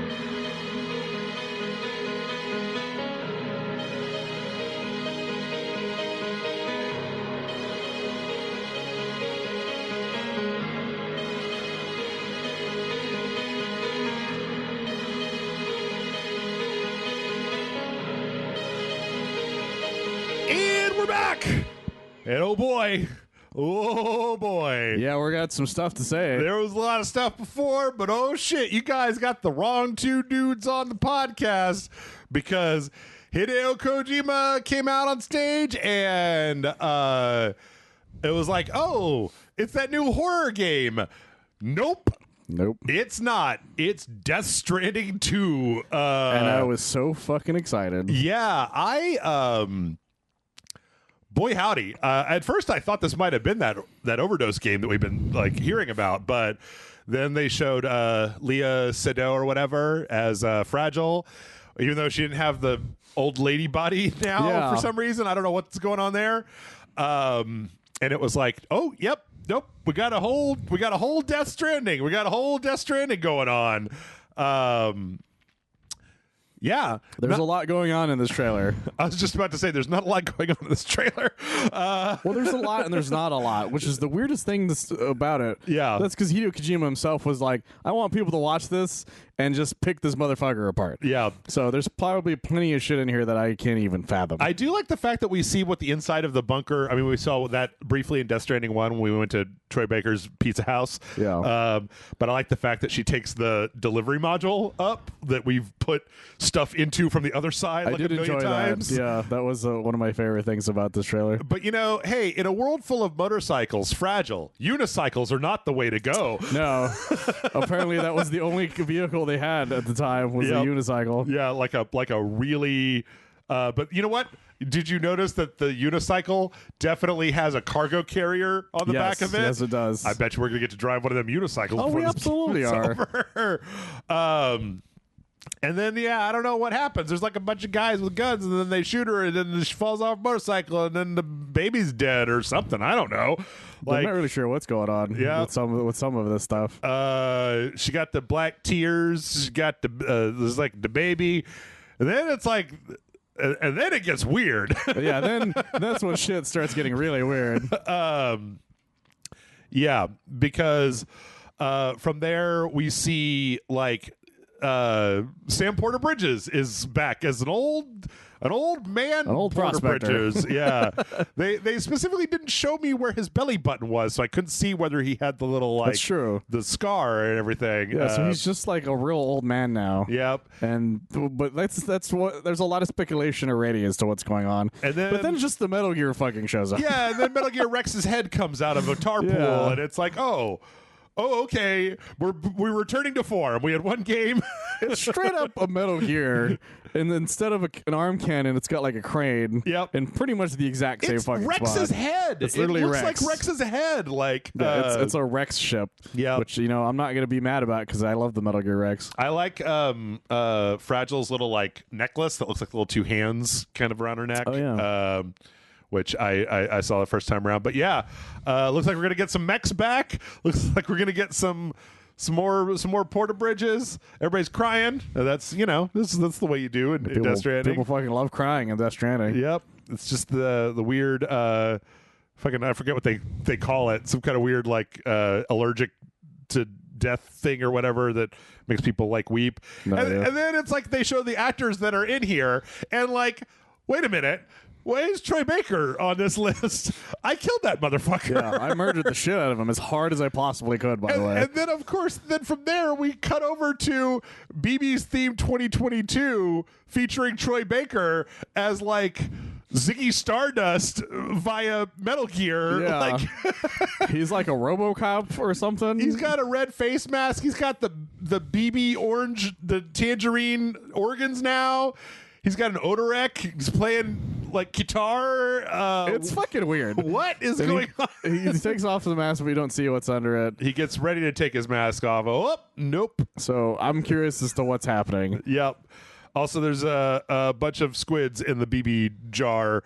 I'm really excited, guys. I feel like anybody who's played Death Stranding could follow what we're talking about. And anybody who didn't is like, you guys okay? Are you having a stroke right now? So here's the thing. If I explained to you the plot of Death Stranding, you would think I was having a stroke. I don't think I could explain the plot of Death Stranding. I could try. Honest.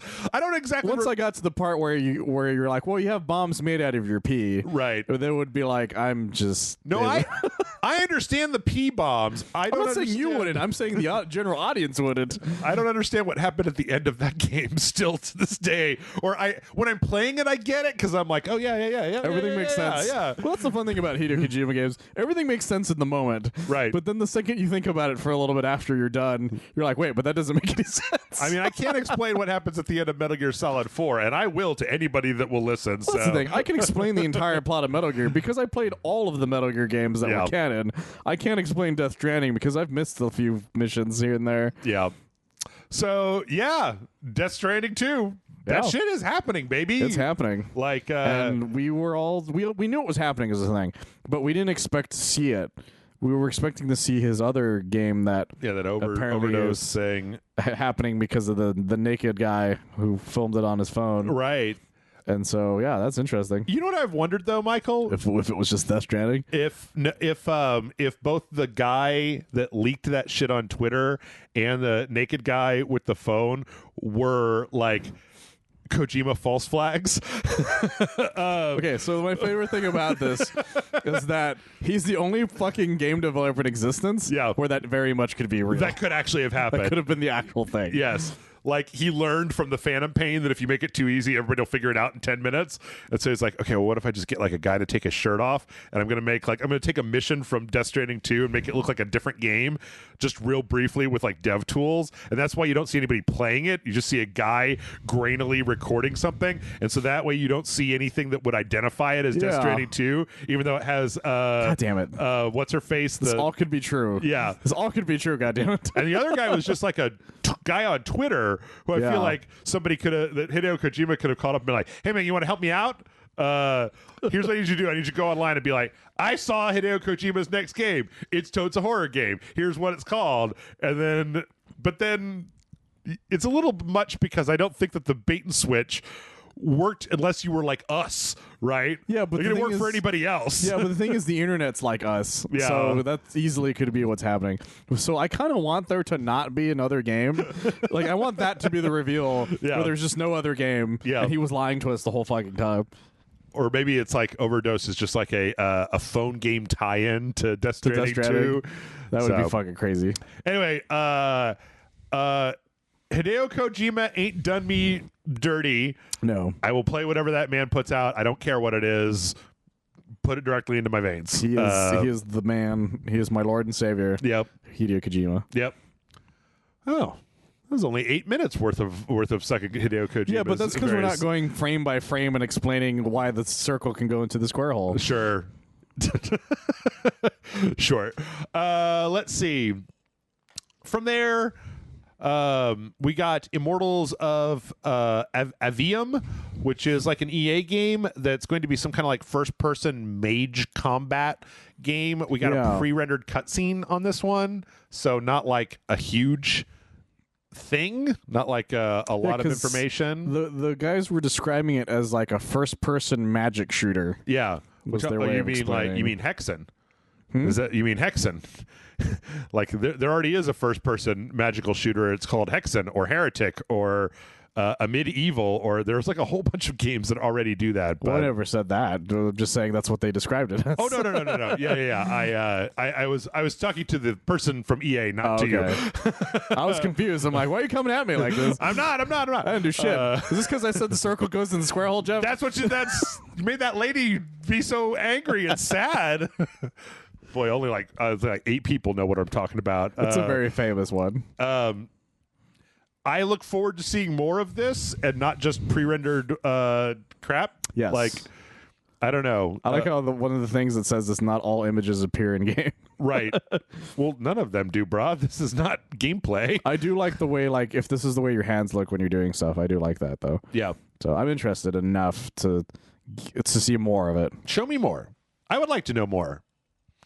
Let's see. From there, we got the Tekken 8. Tekken 8. Story and gameplay trailer. I hope you like rain and particles and shit, motherfucker. Get ready for the next battle. Watching this, I was like, oh my god, it's fucking the Kazama family again. Like, or no, not Kazama. That's Kiryu from it's fucking Jin. Yeah, it's the Jin. Kayuza? Kazama. Kazama. That's the Kazama family. And Heihachi and fucking the ogre, Papa Ogre or whatever.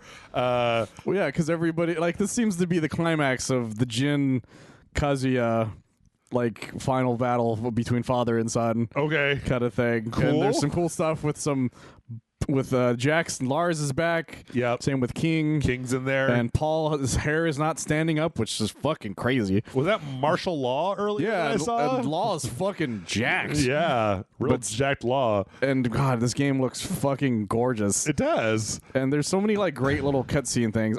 I can't wait for this thing story mode. Yeah, because it looks like it's gonna be fucking batshit insane. It does.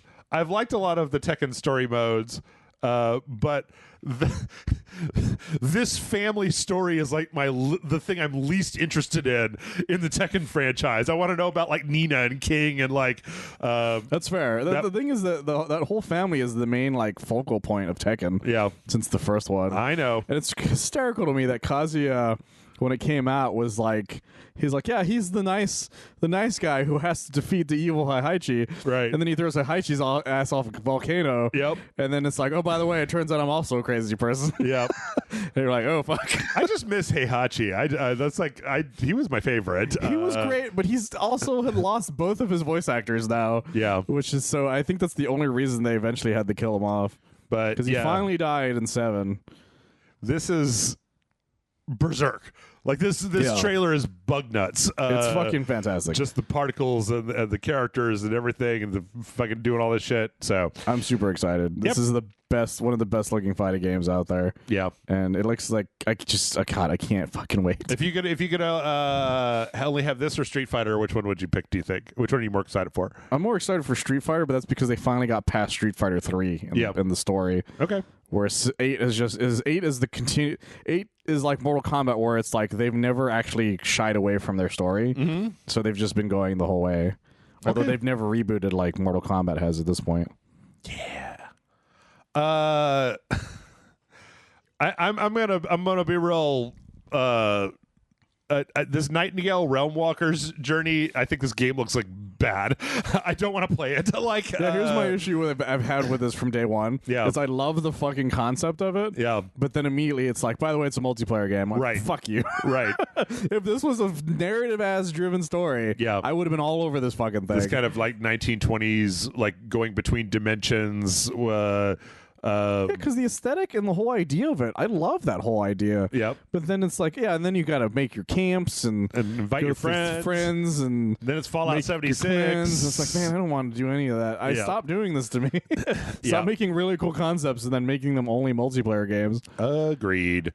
So. Yeah, I don't know. Maybe I'll be pleasantly surprised when it finally comes out, but I can honestly say that I'm not like super duper into it. A lot of Greedfall vibes in there too. Yeah, I get a lot of that off of it. But the designs, like I said, there's so many cool designs in this fucking thing. Yep. Only to be fucking wasted. Wasted, I say. And then they skip to the montage of mining, fishing, and building houses, and you're like, oh, shit, I really don't give a fuck about. Come on. Let's see. Baldur's Gate 3 got a trailer. Baldur's Gate 3 is really coming together. I'm glad to see it. I remember when the game first came out, and my PC could just barely run it. Yeah. And now I have a much better PC, and it looks like they've really put stuff together. This looks like an RPG-ass RPG, right? Like, which is cool. I appreciate that immensely because we haven't been getting a lot of those lately. Yeah, like very, very D&D. I like the way that their mimics look. I like all the interactions they showed, just kind of between dialogue with the characters. It all looks very nice. I'm wondering if it's going to look like this on. This will come to consoles eventually, and I'm wondering if this is like console footage or PC footage. Well, I'm sure this is PC footage, but I guess I'm wondering, like, how will it look when it is on consoles? That's true. Actually, will it look as good as this, or will it have to take a big downgrade? Because I can see some of the modern consoles being able to put out this stuff. Yeah, I absolutely could. There's nothing in it that looks too insane so far. Yeah. I feel like a PS5 or Series X could handle this without any issues. Yep. At least based on this current footage. And then I feel like nobody in the Discord, because I was watching by the time this trailer happened, nobody in the Discord got hyped for the post-credits reveal.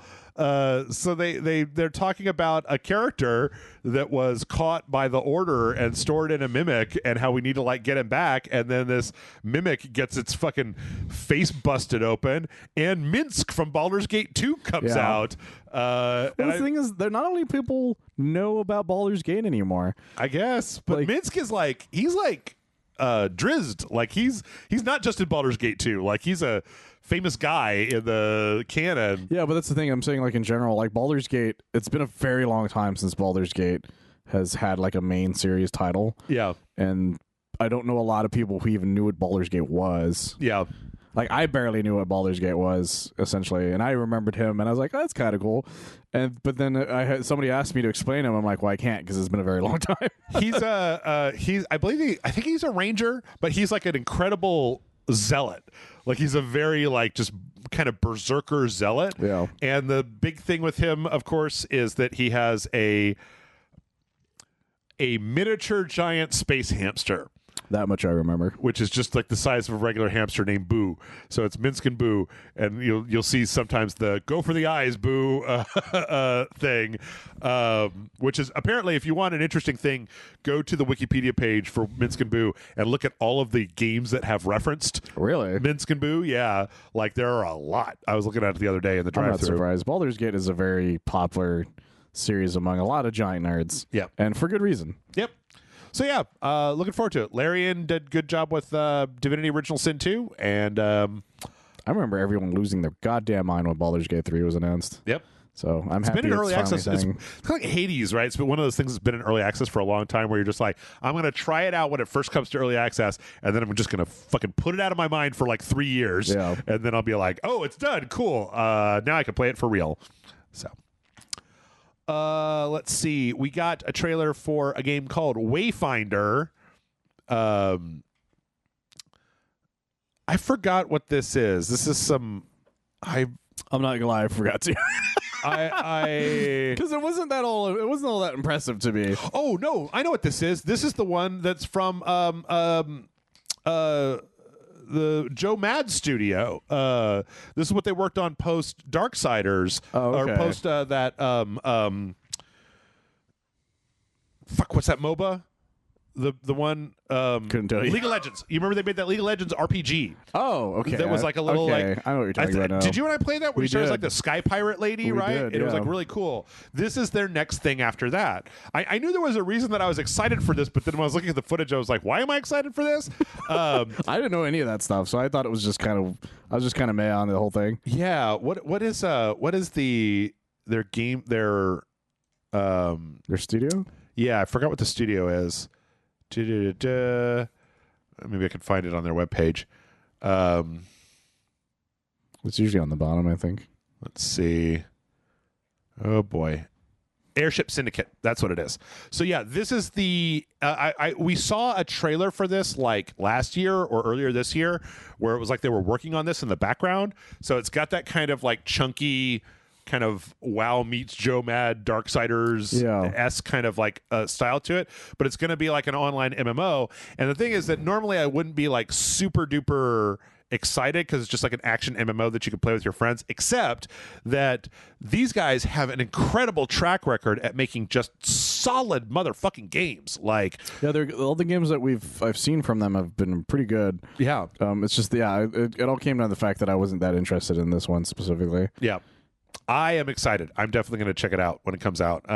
Hopefully it works out, because I mean, I feel like these guys have been putting in their dues. Darksiders Genesis was like way better than Darksiders 3 and I feel like not very many people played that game, but it was beautiful and awesome. So that's good. And I hear that League of Legends game was also really, really good. So we had fun with the time we had with it. Yeah, I always meant to go back and play it, but then I just didn't. This kind of reminds me of Orcs Must Die somehow. I could see that. Yeah. Except that it doesn't. I don't think it's the same kind of like horde-based tower defense type of thing. Absolutely not. So, but I can see what you mean. I think more like art style and stuff. Yeah. Let's see. Diablo 4. Skipped 4 entirely. Yeah. Now they're making 5. Got a trailer. This is a big old cinematic trailer. The war between hell and heaven. It's pretty cool. It's a cool looking trailer. I do. You know what I like is I do like the fact that the angels in the Diablo franchise are like just as terrifying and powerful as like anything else. They're not like a comforting presence. No, they're like the fucking void face. They show up and you're just like, I don't want to deal with that, dude. Yeah, like there's a part where whoever the angel is here like goes over to on the battlefield, and like when he sets his feet on the ground, like the whole ground crumbles beneath him, and it's like, oh yeah, Blizzard still knows how to put out a good cutscene. I'm a little wary about Diablo, considering Blizzard's track record as of late. So that's the thing, is that like as much as I would like to be excited for a new Diablo, the company itself has made it very difficult to even possibly care about it. Yeah. And this is June 6th of next year is when they're saying it's going to be out. Yeah, they're hoping for that six evil number. Yeah, but yeah, who knows? That could change. Blue Protocol. Boy, I swear to God, there's I was like, I don't know what to say about this. There's more good stuff in here, I swear. I don't think that this one looks super great. This one appears to is Bandai Namco making a game for Amazon Games. Yes. This is Amazon going after that Genshin Impact crowd, because we've got super duper cel shaded anime people rolling around in a fantasy world. Big animes, action. Like, there's nothing about this. Again, it's one of those things where there's nothing about the art style, the character design, even some of the cutscenes that I see that puts me off of it. But then it's like, oh, right, it's like some kind of online thing, and I'm just like, okay, well, I don't fucking care anymore. Well, yeah, because that's happening a lot because of how well Fortnite's did. It caused a stream of people to start making online games, right, that are free to play. Yeah. And then Genshin Impact made it worse. Right. By people being like, well, they don't have to be shooters. They can be these little RPGs, which is great for the people who really like those. But like the issue is that now everybody wants a piece of that pie. Yep. And then it becomes a whole thing where everyone's racing to be the guy now. You're going to waste thousands of man hours and millions of dollars making this thing that everybody's like, it's okay, I guess. And if it doesn't do well, they just shut it down after like a year. Yep. So it becomes a massive problem in that way. Yep. So that was Blue Protocol. Remnant 2 was announced. Remnant 2. So this is what Gunfire has been doing while Airship Syndicate was making their own thing, because that was the split from that's right, yeah, Joe Mad's company, right? Was like, I feel like all the super creative people went to Airship Syndicate, and all the dark edgelords went over to Gunfire Games. I did get to meet an actual developer of this too, actually. Yeah. Not that long ago, and he was very, very excited. I gotta say that like all of the design, like the character design, the environment design, even the weapons and stuff, is all a lot more bombastic than Remnant 1 was. But it's still very much true to its the art style that it had to begin with too. Yeah, it's all very desaturated. I I guess the question is, the first game had a kind of a roguelike thing, right? It did, and it was also pretty difficult at times. Yeah, that's what I remember. It was hard to make any progress. So I don't know. Maybe this one will be the one where they, again, like you were talking about before, they took all the feedback from the first one, integrated in the second one. Oh shit! Turns out this one's really, really good. So yeah, he was the guy I talked to. I forgot his name, to be honest. I do apologize if somehow he ended up listening to this. Yeah, that he was very much adamant that it was going to be a lot better than the first one. That they did listen to a lot of feedback for it, and that he's very excited because the guy I specifically talked to, he's like, yeah, this is kind of my baby. Kind of thing. Cool. He had worked on some other stuff, but this was like one of the main big ones that he'd ever worked on. Okay. So he's very, very excited. So based on his excitement, I think the game should at least be good for the people who like the first one a lot. Okay. That works. Let's see. From there, oh my God, there's so many of these left. I'm really excited to talk about one specifically. Yeah, I know which one. From there, there's a new Transformers game. Transformers Reactivate. Yes. We didn't get a lot from this. No, actually. I even went back and watched some of it to see if I could find things in the background. Yeah. It's like post-apocalyptic Transformers. Yeah, so like for people who haven't seen the trailer, like some sort of alien race thing attacks. Yeah, and then like you're seeing through like a first person, and at first you think it's like a person's first person, right? But then like a RoboCop, like they're reactivating Murphy. Like yeah, out there. Yeah, but then it turns out you're actually looking through the first person of a Transformer, right? And the other cars that were with them were also Transformers. Yeah. And he just got fucked up during this invasion, and so it's very interesting because we don't really know what the game is. Yep. We don't even know how it plays. We don't know anything about it. Yep. Outside of the fact that it's a Transformers game, and I think that's fascinating. Post-apocalyptic Transformers game. Yeah, I think that's the most interesting thing about it is that it's not like, oh, the Decepticons attacked. Or like, no, this looks like an attack from something that would come out of Mass Effect, right? Kind of thing. And like I think that's like a Reaper. Really cool compared to like just another Autobots versus Decepticon story. Yeah, I agree. Let's see. Real briefly, Company Heroes 3 is going to be on the console. They put out a little live action trailer. I think that I don't know how much more there is to say about that. Yeah, it's Company Heroes 3. It looks cool. I mean, the thing is that you can't even evaluate anything for the trailer because it's a live action trailer. Yeah. So I do like the way the live action trailer played out, though. Yeah, it's a nice use. Let's see. From there, we got a trailer for Banishers, Ghosts of New Eden, which is the next game from Don't Nod, who did Life is Strange and Life is Strange 2, I believe. Oh, okay. I didn't realize that. Between Life is Strange 1 and Life is Strange 2, do you know what they made? No, I don't. Vampire. Was that them? Uh-huh. I did not know that. It was Don't Nod, because that was the time when the other developer took over for Before the Storm, and then they also did the Captain Underpants prequel to Life is Strange 2. Oh, okay. So this is more of an action game like Vampire than it is a Life is Strange game like Life is Strange. From what little they show, there it looks like it's going to be a lot more action. And I know that the trailer's trying to be like twisty about it, but I called it pretty quickly. Oh, sure. Everybody did. Everybody did. Yeah. It's hard not to. It's like, oh, you're like a medieval ghost hunter, and the person's like, and you see ghosts. And like it looks like you've got like a wife, girlfriend, something like ghost that helps you in the very, very brief section they showed. It seems like third person action where you have it's like the Frighteners. Yeah. Yeah. Almost exactly like the Frighteners. Yeah. But they don't really show that much. It looks like the ghost is also going to fight with you. So yeah, from what little we saw. But I'm interested because I like the idea of, punching ghosts. I do. I think it's kind of a fun thing. I agree. That was one of my favorite things from Dr. McNinja is that he learned how to punch ghosts by singing the Ghostbusters theme in his head. That gave him like it has to be a specific like rhythm. And if he sings that song, he it activates like a magic that he learned to punch ghosts. Well, then if you like it when people punch ghosts, you should check out Jason Murphy's series. Crypto. Wait, what's it? What is it called?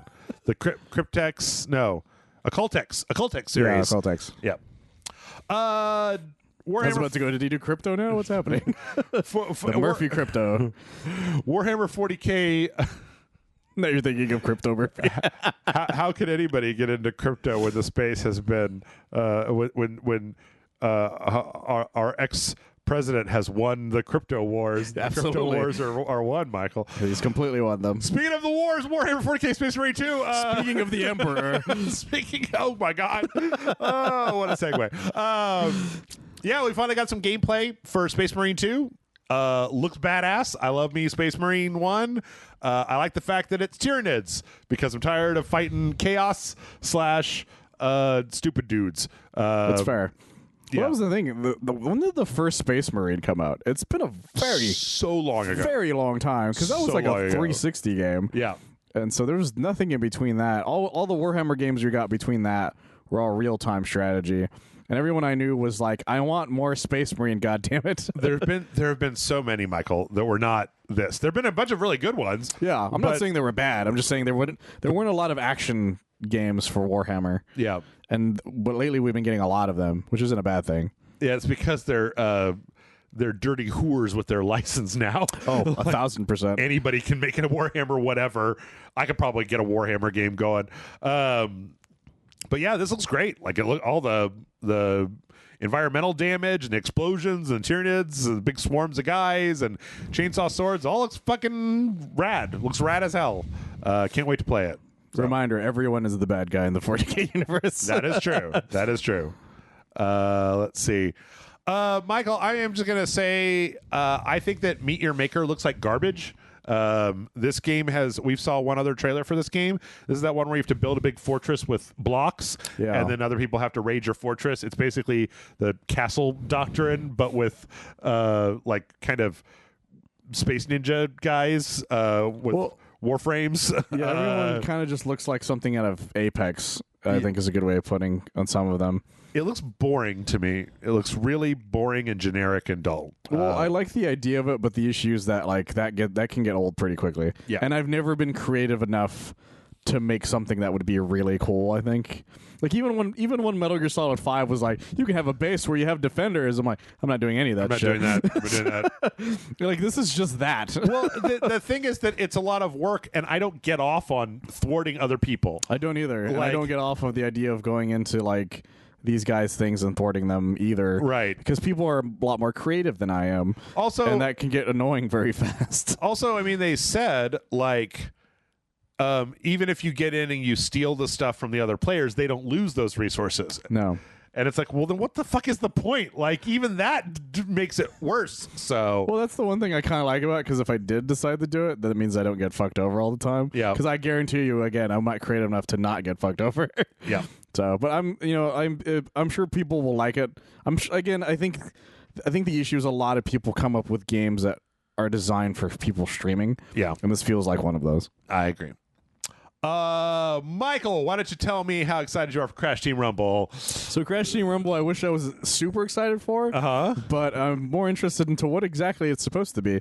Yeah, it looks like a combination of like Smash Brothers, but then like a sports game sort of. Yeah, so there's one other game I've seen that kind of did something similar to this. So a long time ago, Beautiful Joe had a third game that was like a Smash Brothers, but it was a objective based game. Okay.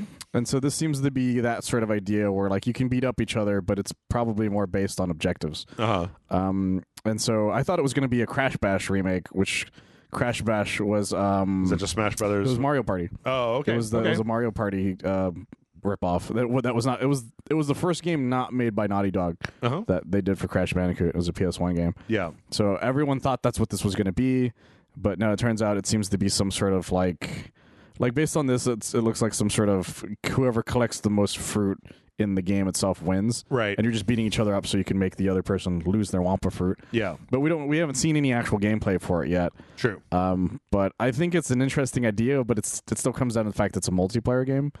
The exciting thing about it is that they let Toys for Bob out of the Warzone shed to make this. Yeah, that's the coolest thing because it means that they haven't given up on Crash Bandicoot. Yeah. But I kind of wish that they had, made another game Instead of this. Well, they can turn this around real quick, right? Yeah, I was actually kind of disappointed that this is what it turned out to be. Yeah. But at the same time, like you said, it means that Toys for Bob is out and about. So this might just be a precursor to other things that they have ideas for. Hopefully so.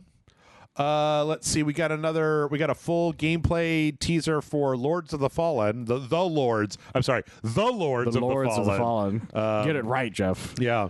This one, again, I'm going to say kind of like Remnant 2, like way better art direction. Like the art direction's great. I love the art direction. I like the fact that there appears to be what was that game that came out? That horror game that came out that flipped between the two different worlds.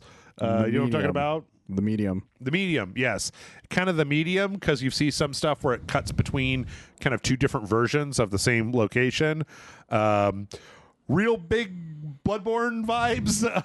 Which is both a good or bad thing, depending on what you think. Lots of I think it's a good thing. Horrifying stuff. Well, it's almost like Bloodborne and Dante's Inferno had a baby. I can see that. Yeah, that actually makes a lot of sense. And I love the art direction on this a lot, actually. Yeah, and I hope it plays well. I do too. I hope that it's accessible and that unlike the Surge, that they make it not a thing where you've got to be some kind of like hardcore fucking Souls jerker in order to like enjoy it, or at least just like let me play it on easy. Come on. No. Put in a difficulty slider. It'll be fine. But that wasn't the artistic. Fuck off. Fuck off with that shit. I don't give a shit. I've never been a fan of that argument. Let there be an easy mode. By the way, Michael, I'm going to take a very brief. I'm going to take a very brief, very, very brief thing to say. I saw you posted your most played game this year was Elden Ring, and I saw your numbers. Those are amateur numbers, my friend. You've got to get those numbers up. Well, the main issue is that my job makes it a lot more difficult, and I also do RageSelect. That's true. So that takes up another chunk of my time. So you're saying is that you need me to watch you play Elden Ring and criticize you in real time so that you play Elden Ring. Well, what you can do is you can come to my apartment and watch me play Avengers, so I can make that higher up on my list again. Fuck that. Because Avengers was third on my fucking most played. Because I think you had like 60 hours in Elden Ring or something like that? 68 hours in Elden Ring. Okay. And that was the most I had of any of the games I owned. I'm pretty sure. Let's see. Was this? And that was just the PlayStation. I didn't look at anything for my Xbox or my or my Nintendo or anything because I think there was something for that. I was 131 hours in 131 hours. Elden Ring. Okay. Yeah, I only made it to the capital, and that's where I stopped. Yep. And I meant to keep going, but something came out that caused me to keep going. I don't remember what it was anymore. There was a lot of shit. That's the issue, is that there's too many things keep coming out. That's true. And I keep meaning to go back to things, and that keeps happening. Well, speaking of stuff that's going to come out, Crime Boss Roque City. This one came out of fucking nowhere. What? Yeah. Before we fully talk about it, let's talk about how it was presented. Oh, yeah. Michael Madsen showed up. Yep. Looking probably drunk out of his fucking mind. He was looking as he rough, is. a little rough. And he had like two of the other people who were there who are like the lesser known actors. And they're like, Crime Boss, I loved being the Crime Boss, fun or whatever. I'm like, what the fuck is he talking about? And then they show off this game full of talent that I did not expect to be in a game together. Somebody spent some fucking money on this. Michael Rooker's face is the first thing you see in the game, in this game's trailer. Yeah. And the fucking Kim Basinger. Yep. Danny Trejo's in there. Danny Glover. Yep. Caught me the fuck off guard.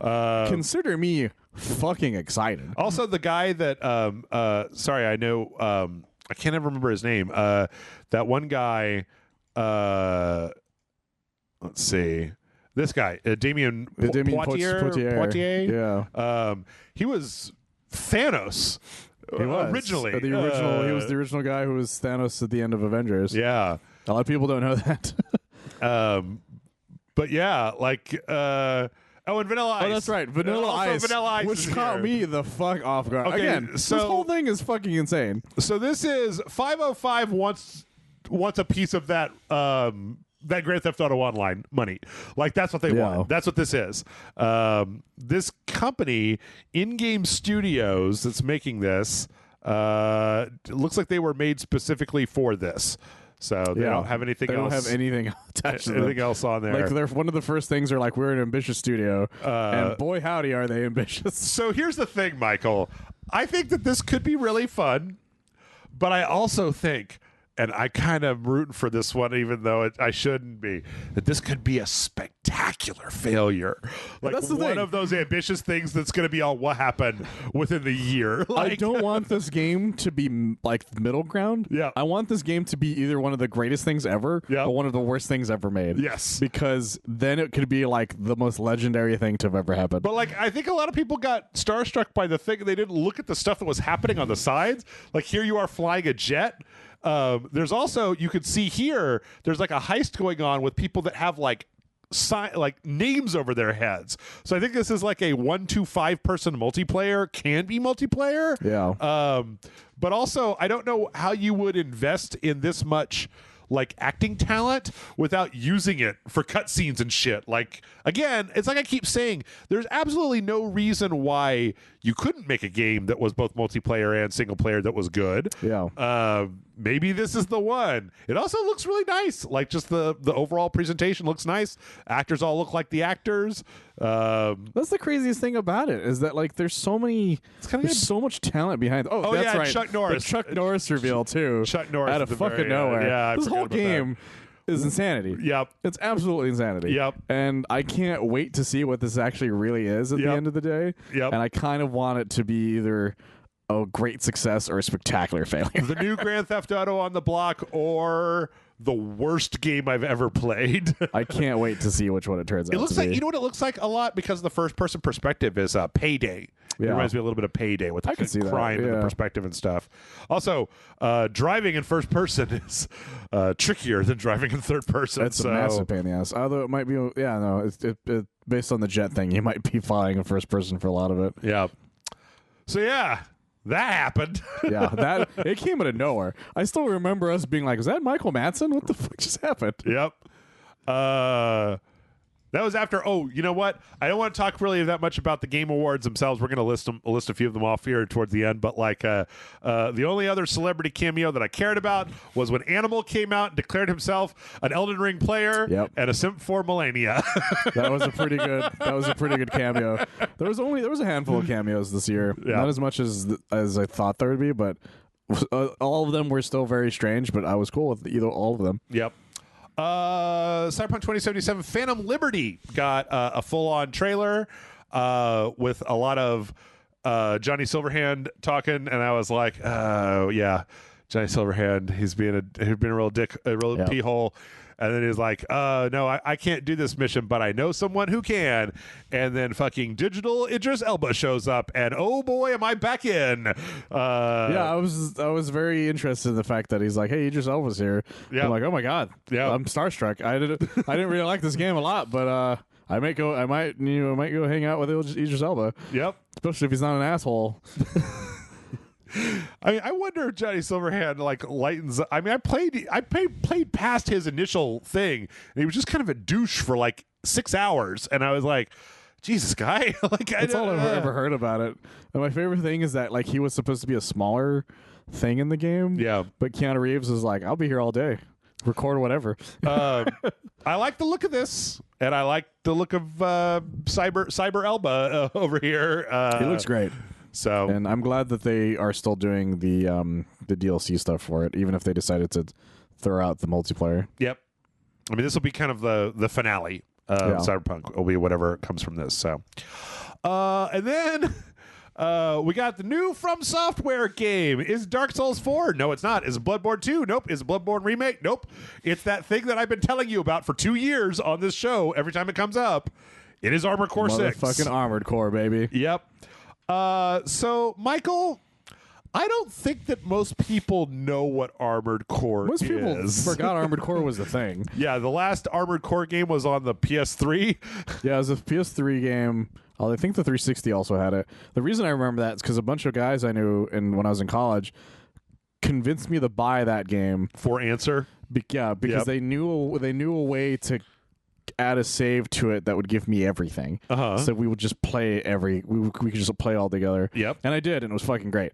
Here's the thing. I think Armored Core is really boring because It really is in the beginning because you don't have a lot of cool shit at all. Well, to me, it's the thing about Armored Core is that Armored Core eventually becomes like, instead of putting points into strength and then like upgrading your sword, you're dealing with a bunch of like menus where you're so trying many to, like, menus, guys. Like normalize the weight on your right arm so that you can afford to have one extra missile in the launcher so that you can maybe get past this one guy. And I'm just like, it's the Gran Turismo of mech games. Yeah. Like, So here's the thing about Armored Core is, if you guys don't know, it's not a game where you go in and you're just like, oh, I'm gonna make like the coolest fucking mech, and it's gonna take me like 10 minutes. Yep. You're gonna make a mech that can run, and if you're lucky, and have a gun that will not, suck. Yep. If you're lucky, based on your weight, for about an hour. Yep.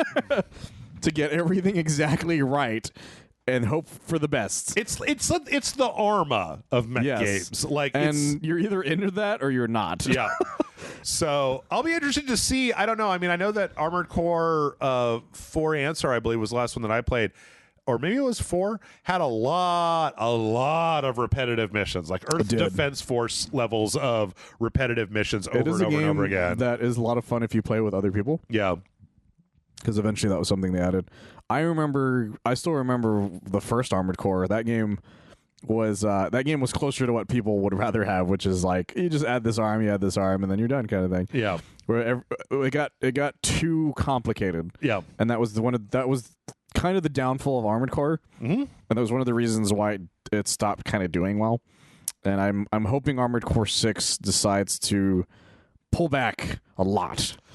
Yeah, I'm hoping, like, the thing is that From Software is one of the few companies out there that I feel like has just gotten better over time. Like, yes, they've gotten better and better at their craft. Like, they take the lessons from the previous game and apply them to the next game. And even though things like Sekiro were not my cup of tea, they were definitely, like, Sekiro was taking the parries that people like from Dark Souls and building a whole game around them. Yeah. Like, so I'm hoping that they managed to do it. We had a story in the rest of the news that we're probably not going to get to. We're going to have to speed run. That was about how, like, this is not Dark Souls with mechs. Yeah, like, this is not Dark Souls with mechs, you guys. That was the thing that a bunch of my friends were worried about, because again, I have actually legitimately have friends that are big fans of Armored Core. So when they're like, hey, From Software is making another Armored Core, they're like, I swear to God, if they try to make this motherfucker into Dark Souls, I'm gonna fucking kill somebody. And then they had to come out. They're like, this isn't Dark Souls. So you Dark Souls people who come into this, no, you're not. That's not what you're getting. Sure. So thank God for that, because the internet would have been really funny. Yeah. Seeing people buy this game not knowing what Armored Core was. It looks interesting. I mean, like, obviously this is a pre-rendered cutscene. It's kind of funny how they managed to do, like, the dying flame is going out and we're all living in a weird post-apocalyptic land, except we've all got mechs. That was the thing. When the trailer was happening, I'm like, is this just an armored Dark Souls? Right. But then as soon as it was going on, I was like, wait, is this just Armored Core? Yep. And then it turned out to be Armored Core, and I got really excited because it meant the first time in a long time they did something that wasn't just Souls related. Right. Soulsy. It's been a while. Yep. Since they've done something that wasn't just Souls like, that kind of thing. If that makes Souls sense. adjacent. Yes, Yep. exactly. So, and then we wrapped the whole thing up with Final Fantasy 16 Revenge trailer. I don't feel like there's very much in this trailer that we haven't already seen. Like, we've seen a little bit more combat. Well, there's a little more like ideas as to what's actually going on in the story. Yeah. Which I thought was interesting, because there was a lot of like hints at what the summons were part of. Uh-huh. But this finally was like, look, the summons work almost like Titans, right, kind of thing, and I think that's really cool. Yeah, I guess maybe I got all that from like the second trailer. So, well, they were very coy about it, because a lot of that was more speculation. Yeah, and if either you got it or you didn't, kind of thing. But this is like outright. This one's finally just like, here's what's happening. Yeah, and that's what I think is interesting, because now you're visually seeing it, where before it was like very coy about the idea. Yeah, you're gonna turn into a giant turn into Ifrit. Yep, beat up some people. But see, you know what? That's like the second game in a row that they've done that with, because Final Fantasy 15 kind of had that too. Did it? Where you had to like go around and reawaken like the summons, and then like, oh yeah, that's right. You know, that was like the whole point of the driving around, was to go to different lands and re-engage like the eons or whatever in order to blah blah blah blah. Well, this is a revenge story, so yeah. He's going on a revenge rampage, and I'm cool with that. Yeah. I don't know. We'll see. But the combat better feel good. That's really the issue here. At least as good as Crisis Core. Yeah, God, that we were having a lot of fun with that. If you guys haven't seen that video yet, I do recommend seeing that. Yeah. I don't know. This smacks a lot of Final Fantasy 12 to me, and I didn't enjoy that game, so we'll see. We'll see. It's fair. And that was the Game Awards. Lots of stuff. Like That was all the reveal stuff. that was all that was just the trailers. Yeah. And the thing is that, like, unlike a lot of previous years, I feel like we've been in the new generation for 2 years now, maybe Yeah, it's been 3, a couple years now. and that we're in the middle of a lot of it kind of happened in the pandemic, and that we got a lot of like weird timey-wimey bullshit that happened, and that we're finally, everybody forgets, but this happened last generation too, where we're finally getting out of the remake, re-release, first gen of stuff into a big packed lineup of new stuff. I just realized there's one thing that was announced that we didn't mention, which was the Horizon DLC. Oh, because yeah. that's a good example as to what we're saying right now. Yep. Which is that they came out and just said, "Hey, this DLC, we know this game is on both consoles, but this DLC is only on the PS5 version." Oh, I didn't know that. They came out with that, and they're just like, "Yeah, we could only do this for the PS5." Okay. So we're finally getting to that point where some of them are finally giving up. Yep. On the older generation, Like Forspoken. yeah. Although that probably should have given up in general. Yeah. So, let's see. We've got a little bit of time left, and then we may have to go in a little bit of overtime and just speed run through some of this news. I also didn't talk about that Bayonetta thing.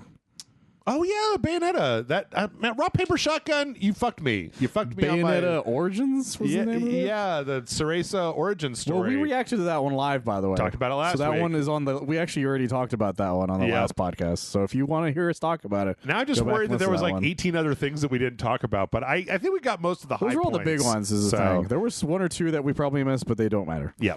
I know that sounds mean, but we don't have time. Yes. By the way, Elden Ring won. I was kind of surprised. Game of the year. Yes, one game of the year. And nothing else happened. Yes. It was a little surprising because that's the second year in a row where I'm like, well, they're not going to give it to the one that I think it should get, and then they did. Yeah, that was the thing.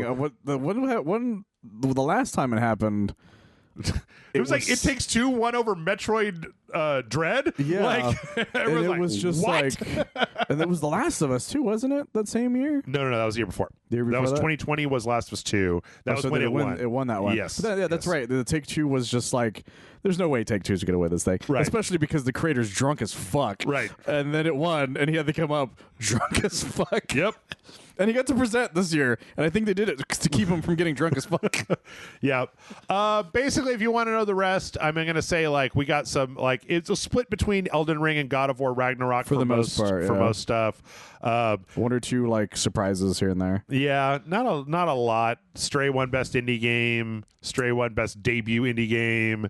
Marvel Snap won best mobile game. That was very well earned. Yeah. Bayonetta 3 winning best action got me off guard. Yeah, that was a little interesting. Multiverses for fighting game. That one also caught me off guard because I assumed King of Fighters would win. Oh, but not me. But Multiverses is a good game, so I'm not gonna be mad about it. Gran Turismo for racing. Mario Rabbids for strategy. Splatoon 3 for multiplayer. That's a little weird. That one was a little weird, but I wasn't surprised. Yeah. I had to throw Nintendo a bunch more bones. Most anticipated game. Everybody laughs at that. It's so fucking stupid. So fucking stupid. Got Legend of Zelda. Yeah, because that's the most anticipated game. Yeah. That was almost as bad as the community chosen one where Genshin won over Sonic and everybody got mad. You got super mad. Like Robbed was trending on Twitter. I was like, ooh, I'm going to go read these salty tweets, baby. It was pretty funny. I loved it. Also, I think best adaptation should have gone to Cyberpunk Edge Runners because I didn't finish watching Arcane. People loved the shit out of Arcane, though, so Edge I'm not surprised. Was better I'm not surprised it won. Anyway, yep, those were the awards. Who cares? Well, you know what? I care to the degree that I think that I like the fact that From Software put out Elden Ring. They went outside of their comfort zone. They tried a new thing. They didn't just sit on their Dark Souls laurels. Like, I really appreciate that From Software is not the sort of company that just keeps fucking cranking out the same game over and over and over again. They easily could, too. They easily could. They could have made Dark Souls 4, 5, 6, 7, 8, 9, 10, but instead they made Bloodborne, they made Sekiro, they're making Armored Core, they made Elden Ring, and I like the fact that the game industry, as well as gamers in general, tend to be like rewarding them for that. And I'm so happy for them. Give them the old thumbs up. Elden Ring did so well, and I'm so happy for them. Yep. Let's roll through some of these things real fast. I'm gonna cut some of these. What? That's not. I didn't put that in there. Okay. All right. Great. This is going well. What a twist. Elden Ring. The director, when they announced. Okay, the first thing was Kojima apparently went back and rewrote Death Stranding 2 because he wrote Death Stranding 1, and then the pandemic happened that like made Death Stranding 1 like way too real. Yeah. And so he had a plan already for Death Stranding 2, and then everybody was locked in their houses, and deliveries went crazy, and like people became disconnected, and the strands got broken, and he was like, I'm gonna put a bunch of Metal Gears in here this time. I'm gonna do a bunch of crazy stupid shit again. Troy Baker's back. He's got electric guitar. Yeah. That's what it is. It got too real, and I don't want to, make an actual future. And if this actually happens, then that's on you. I also like the fact that he came out on stage when they showed that trailer. Jeff Keighley was like, "So what can you tell us?" He was like, "Nothing." Absolutely nothing. Watch the trailer. Like, I love that he's just like, I'm not going to tell you anything. Watch the trailer. There's a bunch of random shit in there that everyone's going to speculate. Yep. Go nuts. Yep. And boy, howdy, do I love him for it. For Elden Ring, Miyazaki talked about how they want to do a lot more with Elden Ring. That's good. Which is good. I think a part of that is the fact that I'm pretty sure that George R.R. Martin wrote them like fucking 7,000 page like Bible for the game. Where he probably just kept sending them the shit as they were making the game. That, yeah. He's like, I got another idea, and he just sent it to them. It was like, stop. He's like, stop. So I guess we can make this a text somewhere. I'm glad that we're going to get more different Elden Ring stuff happening. Hideki Kamiya came out and basically said that he will make as many Bayonetta games as they let him make. Good for him. He said, like, the story is not done with Bayonetta 3. I would be interested in making Bayonetta 4, Bayonetta 5, I don't know, like 9, 10 Bayonetta games. So apparently, the end of Bayonetta 3 has a kind of weird finality to it, but I like the idea that he's like, you know what, we're just going to go even harder, we're going to go even crazier, we're going to make another one. If you guys give me the money, I will keep making Bayonetta games. So that's the thing, like, a lot of these games that Kamiya's done has like things that could be considered a finale. Yep. But they very easily could keep going from there. Yep. And so I'm curious as to what he would do, because I guarantee they probably will eventually make another Bayonetta, because it's one of the few games that's an action game that does well for Nintendo. Yep. And I think it's going to do well enough that they'll and it won, best action game. Yeah. So that's clout enough to get them probably greenlit. So yeah. Let's see.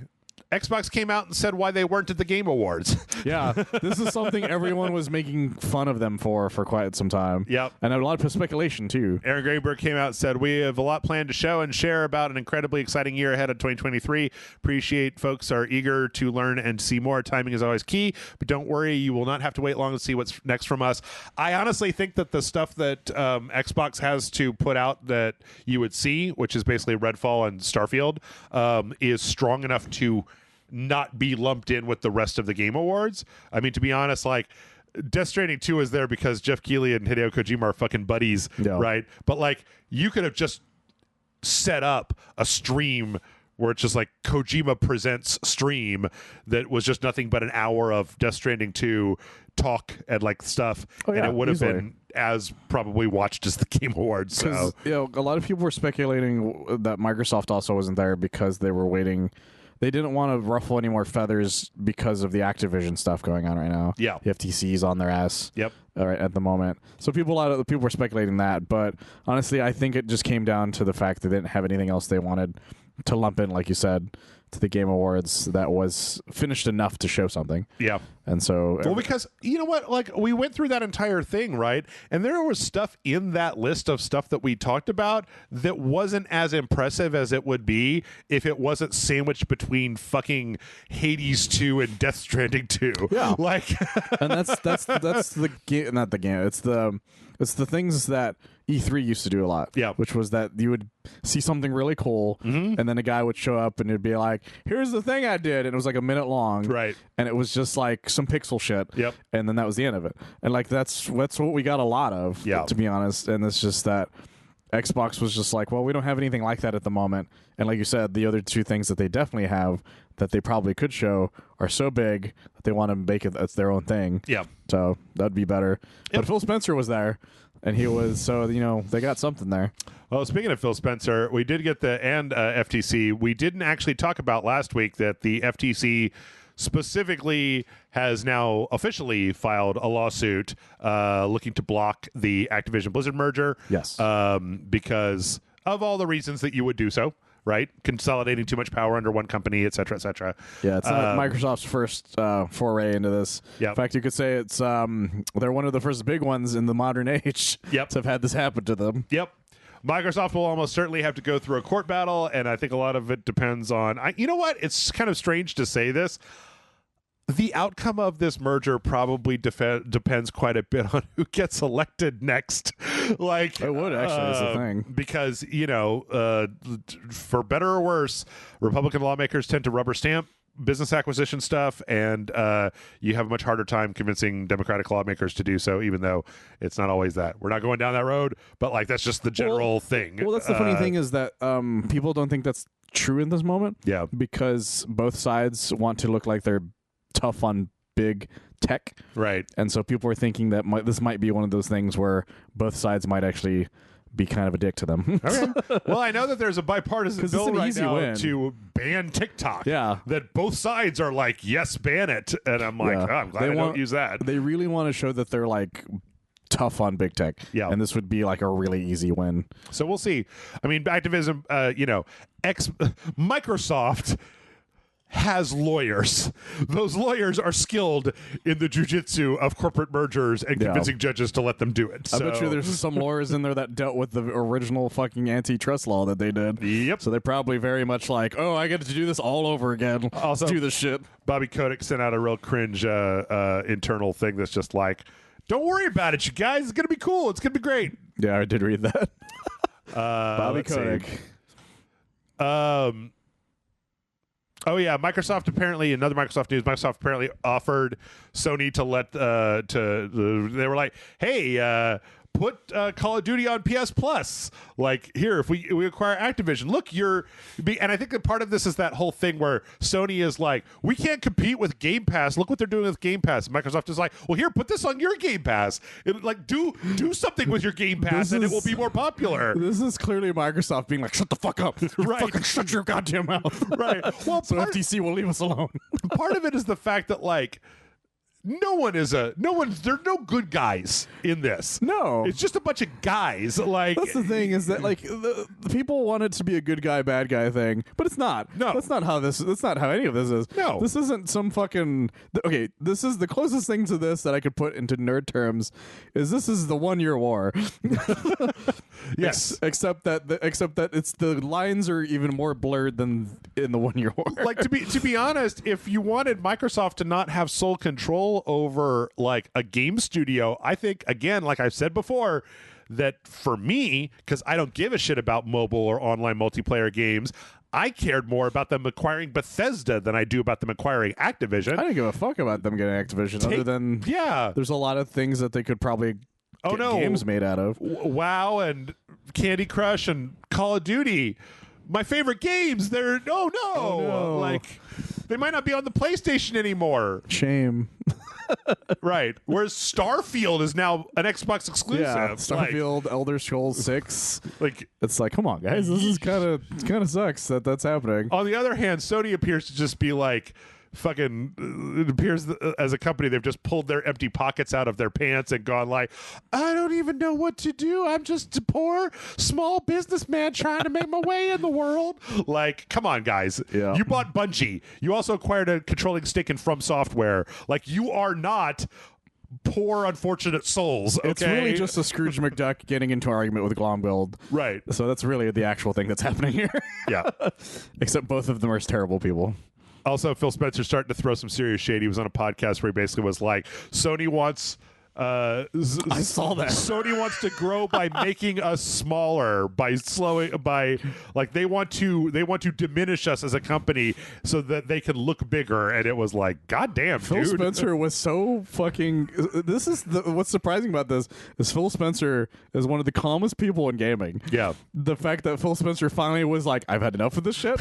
You guys stop fucking with us. Yep. And it's amazing. Yep. Absolutely amazing. This is even happening. I was actually starting to think the other day of what would happen if the FTC cancels this, and then a Republican president, a pro-business Republican president, gets elected in the next cycle, and then Microsoft's next move is to be like, well, our Activision Blizzard acquisition fell through, so now we're going to buy Sony. So all you guys could suck my dick. Like they would have to agree to it is the main thing, though. Yeah, and they never would. Aggressive acquisition. I love that Nintendo. They tried with Nintendo, and they were like, they just laughed. They like, get the fuck out of here. Yeah. Overwatch 2 is the way that the reward structure in Overwatch 2 is working is now encouraging people to stop playing Overwatch 2. I'm sorry, what? So apparently the thing is that as you rank up in Overwatch 2, when you get to a certain rank, you're at the end of the season, you basically get a reward payout based on the highest rank, on the rank that you currently are. Oh, shit. So then your rank degrades at the beginning of the next season. So people are now like, well, if I rank up to Diamond, I should then stop playing because then I will get Diamond tier rewards. Whereas if I go back and play, I might get busted down to a lower rank and not get Diamond tier rewards. Yeah. So good job, Overwatch. You really shoved your foot directly into your asshole this time, along with all the rest of the shoes that are already up there. Innovative gameplay. Mm-hmm. Most innovative thing I've ever heard. Yep. Let's see.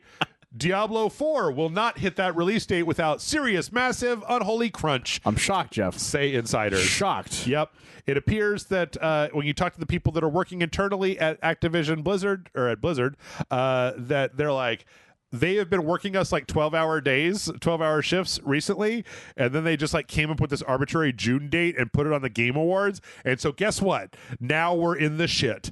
Like, because Diablo 4's development has been rocky and fucked up, and like people leaving and retooling 100%. and all that stuff. So that's the issue. That's what happens when the corporate heads are just like, well, here's the date, and then they have to meet that date as best as they can. Yep. That happens to movies as well, so this isn't like a thing that's only happens to games. Absolutely. Let's see here. This is a feel-good story, just real briefly. Hey, those Dwarf Fortress guys that worked on that game for 20 years, it turns out that they sold 300,000 copies. No, wait.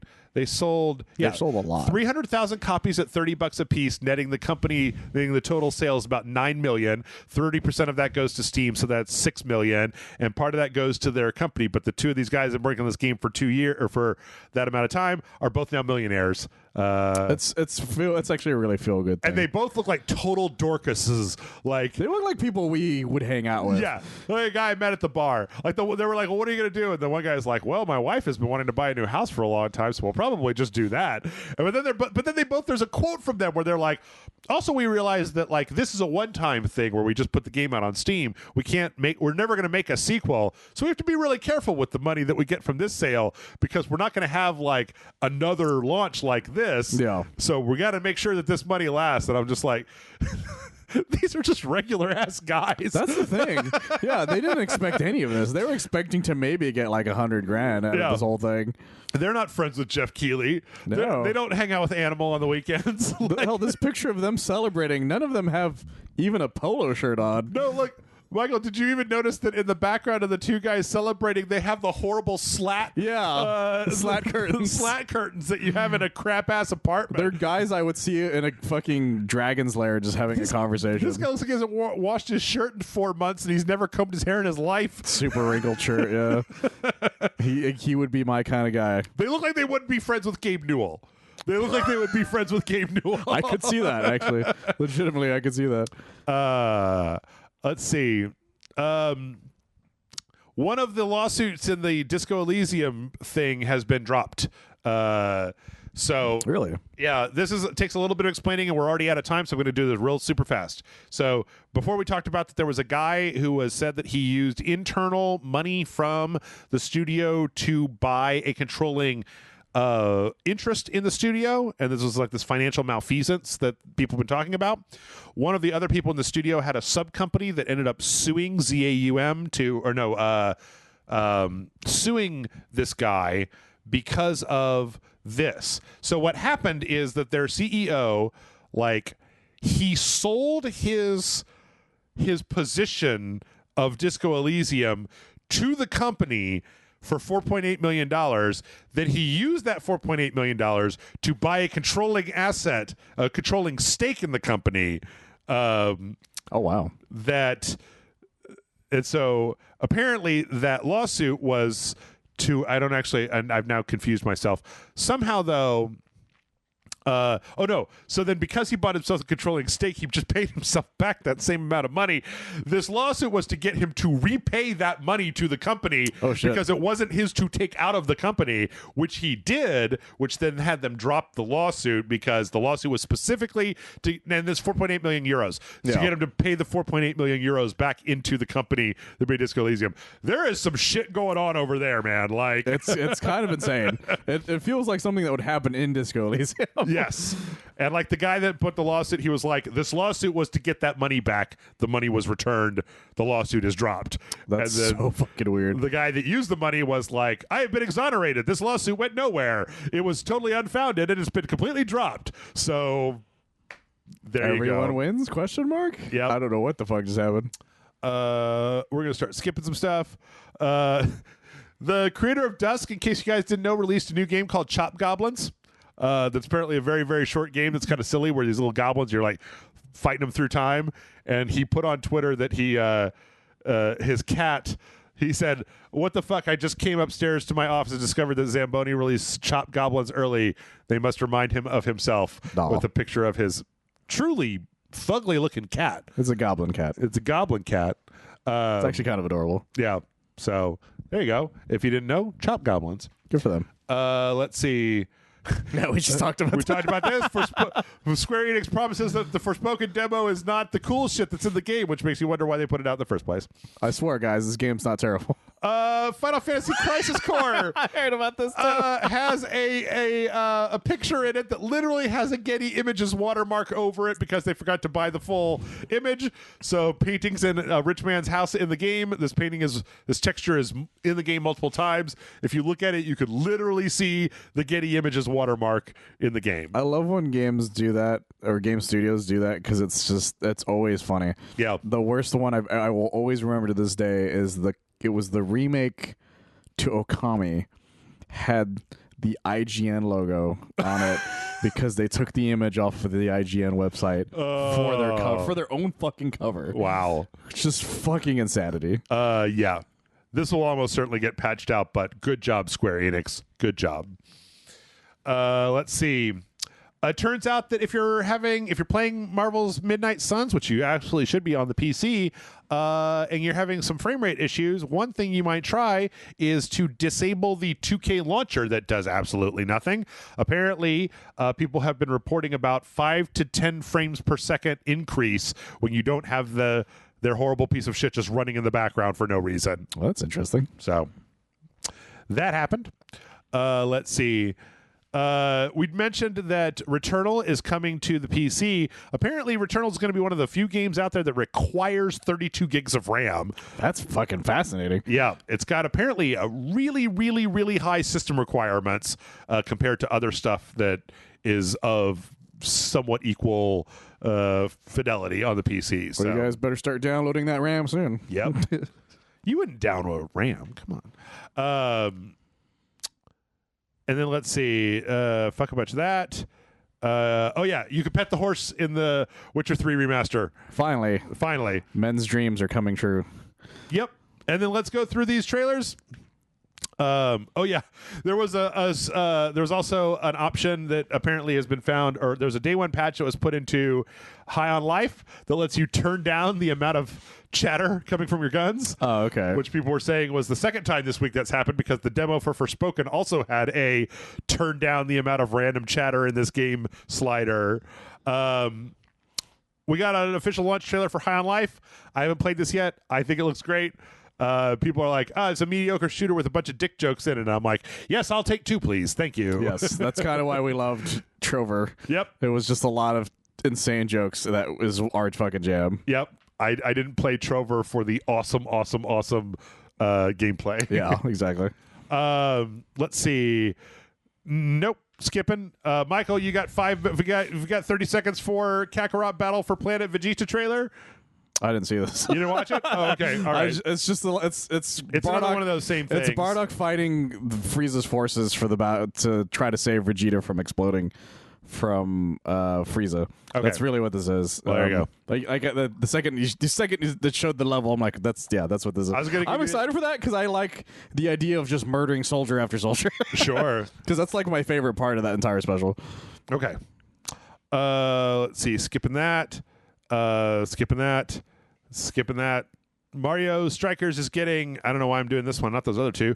Mario Strikers is getting Bowser Jr. and Birdo. That's why Hooray. I'm doing it, because that's the end of it. And then in other Mario news, we got the teaser trailer for the United States Super Nintendo World official opening that's happening in it's like February of next year. Yeah, yes. February of next year. It looks like they've got most of the stuff that's in the Japanese one. There's a Yoshi ride that apparently is not going to be there, but everything else is supposed to be similar to what's in the Japanese theme park. Yeah, I see they have the wristbands and everything. Yeah, the little like kind of like little mini game that you can do. So but yeah, they've got the Bowser's Challenge Mario Kart. They've got the kind of like going around punching stuff. They've got the little cafe, and then the people dressed up as the mascot characters that you can meet and greet with. So, I still want to go to Japan and go to the one there. Yeah, I would like to go to that one because I feel like that would be really cool. So, besides, this shit's in Florida. I hate Florida. That's the issue, is you have to deal with Florida. Yeah. I'd rather deal with the fact that I look different than everyone else than Florida. Let's see. Apparently, this is very speculative, according to an insider source. Naughty Dog is currently working on The Last of Us 3. Guys, stop. Stop with The Last of Us. Stop it. Unless it's a cart game, I don't fucking care. This is a source that had some inside information about casting news previously and did have a little bit of information that has been proven correct. As people may remember from a podcast a little while back, don't always trust the sources that you read online. Yeah, you really shouldn't all the time. Like recently, Variety came out with a story where it was like, James Gunn might bring the Batman into the new universe, and James Gunn immediately was like, not happening at all. You just made that shit up. So, yeah. So even like really big sources or really big like publications will also just make shit up. The thing is that I could see them do this because Neil Druckmann is really up his own ass when it comes to The Last of Us. Oh, 100%. Last of Us made a shitload of money. There's going to be a Last of Us show on HBO in January, meaning that there's going to be a lot of Last of Us fever, right? Yeah. They're going to be able to release The Last of Us 1 and 2 in a bundle. It'll come to PlayStation Plus eventually. They might be able to get their multiplayer game out by the end of the year, keeping Last of Us fever going all the way until Last of Us 3 happens. I hope The Last of Us 3 is just a game that loads up and then Ellie fucking hangs herself and then the game is over, because like I don't want to go through another 40 hours of misery if that's what you guys are into. Like what if if they make a third one, I would want it to just be not about anybody from the first two. I agree. Just take place in a different section of the world. Sure. And just that's what I wanted the second one to be honest. Yep. Like make it like a fucking just a series of different stories. An anthology, that's what it is. But Michael, if they do that, how will you know that we're all connected? It turns out that we're all connected, Michael. There are consequences. If you go for revenge, dig 2 graves. I'm smart. I always love that joke where it's just like, why would I only dig 2 graves? I'm going to kill a lot more people than 2. What are you, stupid? Yeah. Anyway. You were saying? I was just gonna say what would be funny is if they did that fucking Operation Raccoon City thing, where you're one of the bad guys and you get to kill Joel. Ellie. I'd play that game. Yeah. That game sounds great. Final Fantasy Pixel remasters are probably coming to the Switch and the PlayStation. Thank fucking Christ. Which they should have done. I just hope that they fix the fonts beforehand. God, those fonts are terrible. Yeah, that's the only reason to play it on the PC is because the fonts are all right. So, yeah, they were an ESRB rating. So who knows? Thank fucking God, because that's what they should have done to begin with. True. We there was a big Hogwarts live stream that we didn't fucking talk about because it was a bunch of nerds talking over Hogwarts stuff. A bunch of stuff I don't care about. Also, they got booed immensely at Game Awards apparently. Oh, there you go. So good luck with that. There was a question. We knew the release date for as February 7th for the PS5, Xbox Series X version, I believe. Previously. Okay. Previously, I thought we knew that. I didn't know. I honestly don't remember anything. Well, I didn't pay attention to Hogwarts Legacy is the issue. We got release dates. February 7th for the next-gen consoles and the PC, but then April 4th for the PS4 and the Xbox One, and July 25th for the Nintendo Switch. So strange. I mean, it makes a certain amount of sense where it's like those platforms are going to need more optimization. So, like, you might as well release the ones where it's going to look best first. Like, think if Cyberpunk had just released the next-gen versions first and then released, like, the previous-gen versions that they managed to fix and clean up a little bit more down the line as opposed to the opposite way. Well, I like this because it's what I think Gotham Knights should have done. Yep. Because Gotham Knights just canceled straight up those. So, yeah. Yep. Let's see. Goat Simulator 3 has got some holiday content. I think Goat Simulator 3 rules. I beat it. It's fun. It's stupid. It's crazy. It's very just run around and do dumb shit, and then the game is over, and you're like, great, cool. I'm a big fan of the fact that it started a big section of just people making weird ass simulators. Yep. Let's see. God of War's getting a TV show. Yeah. Amazon's making a God of War TV show. Corey Balrog is going to be on it. Apparently, it's just going to be like the first game. It's going to be the saga of them taking the ashes. Oh, so it's the highest point. It's the first reboot one. Yeah, not reboot, but soft. The Norse. The Norse one. One. Yeah. Because that was the thing that I had some people were asking. Or I don't know why they were asking me, but they mentioned it. Which was Are you Corey Balrog? No. Okay. Not really. No. Though they were asking. I've seen people ask different people, not just me, because I posted on my Facebook that people were just being like, "Well, are they going to do the Greek stuff?" I'm like, I doubt it. Yeah. Because there's not really a lot of story in the first three technically. It also doesn't make Kratos very likable protagonist. No, the first three is literally the revenge rampage. Yeah. That's the plot for a lot of it. If you had to watch that instead of playing it, you might be like, "Oh God, why am I watching this?" It would be an hour long. Yep. You don't have to make them that long. Like if you really wanted to, you could make the first three God of Wars like a series of movies, and it would have worked fine. Because there's only enough plot to make that long. Mm-hmm. Whereas the fourth one is such a huge dialogue-driven themes being explored kind of thing between father and son, and fate and all this kinds of craziness. That could easily be a television show without any changes. You can have some flashbacks. You can have some flashbacks. Easily could do some flashbacks. Do some flashbacks. Yeah. Let's see. In case people didn't know, this actually came out a little while back, but I didn't know it was a thing. Firaxis put a series of shorts on the Marvel Midnight Suns channel. The first one is basically just like 90s X-Men animated intro. I think we might have talked about this on the podcast when it originally came out. We did a while back, yeah. But the thing is that this is like a full-on prequel, and if you decide you want to play Midnight Suns, this is actually like is the birth of the Hunter and like the Anna and Lilith like fighting in the very beginning, and then they also put out 5 more of these. 1, 2, 3, 4, or 4 more of these. They put out quite a bit of them. That each one of them is like a kind of a 3D cell shaded thing that kind of goes over a lot of the different characters. So there's like one for Magic, and there's one for Ghost Rider, there's one for Nico. So if you're at all interested in the game, I think that taking a look at these would probably, it might get you excited. They even show off some moves that are actually used in the game too. Yeah, it's pretty cool. I didn't realize they were there. This game is really kind of coming out of nowhere to really like take up a lot of my brain meat. I'm really happy with it because I remember them talking about how important the character interactions were. Yeah, and they really went all in on it, and I'm really happy they did. Yeah, true. Let's see, and then finally, I don't know why I put this in here, but the last story that I had was that apparently they're doing the nude mods for Midnight Suns, which I was just like, but why?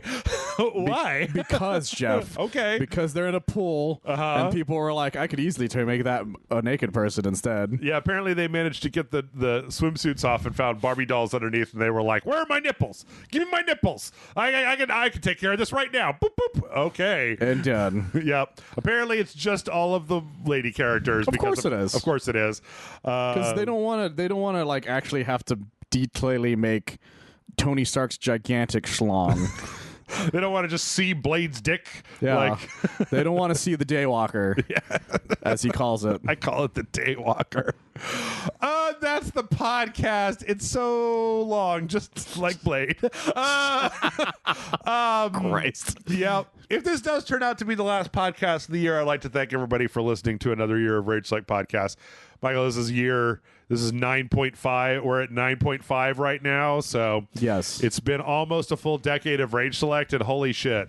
Even if the hits are down and even if people have wandered off, every year that we manage to hit Christmas, I'm just like, damn, man, really? It is a bit shocking sometimes. Yeah. So thanks, everybody, for listening, and thanks for being here. I hope that y'all have a super fantastic holiday. Oh, before we leave, though, Michael, tell them where they can find you when your voice comes back after this fucking marathon of bullshit. So I guess I'll announce it here since this is the last podcast of the year. Okay. I will actually start being writing for belloflostsouls.net. Oh, okay. Doing their video game articles.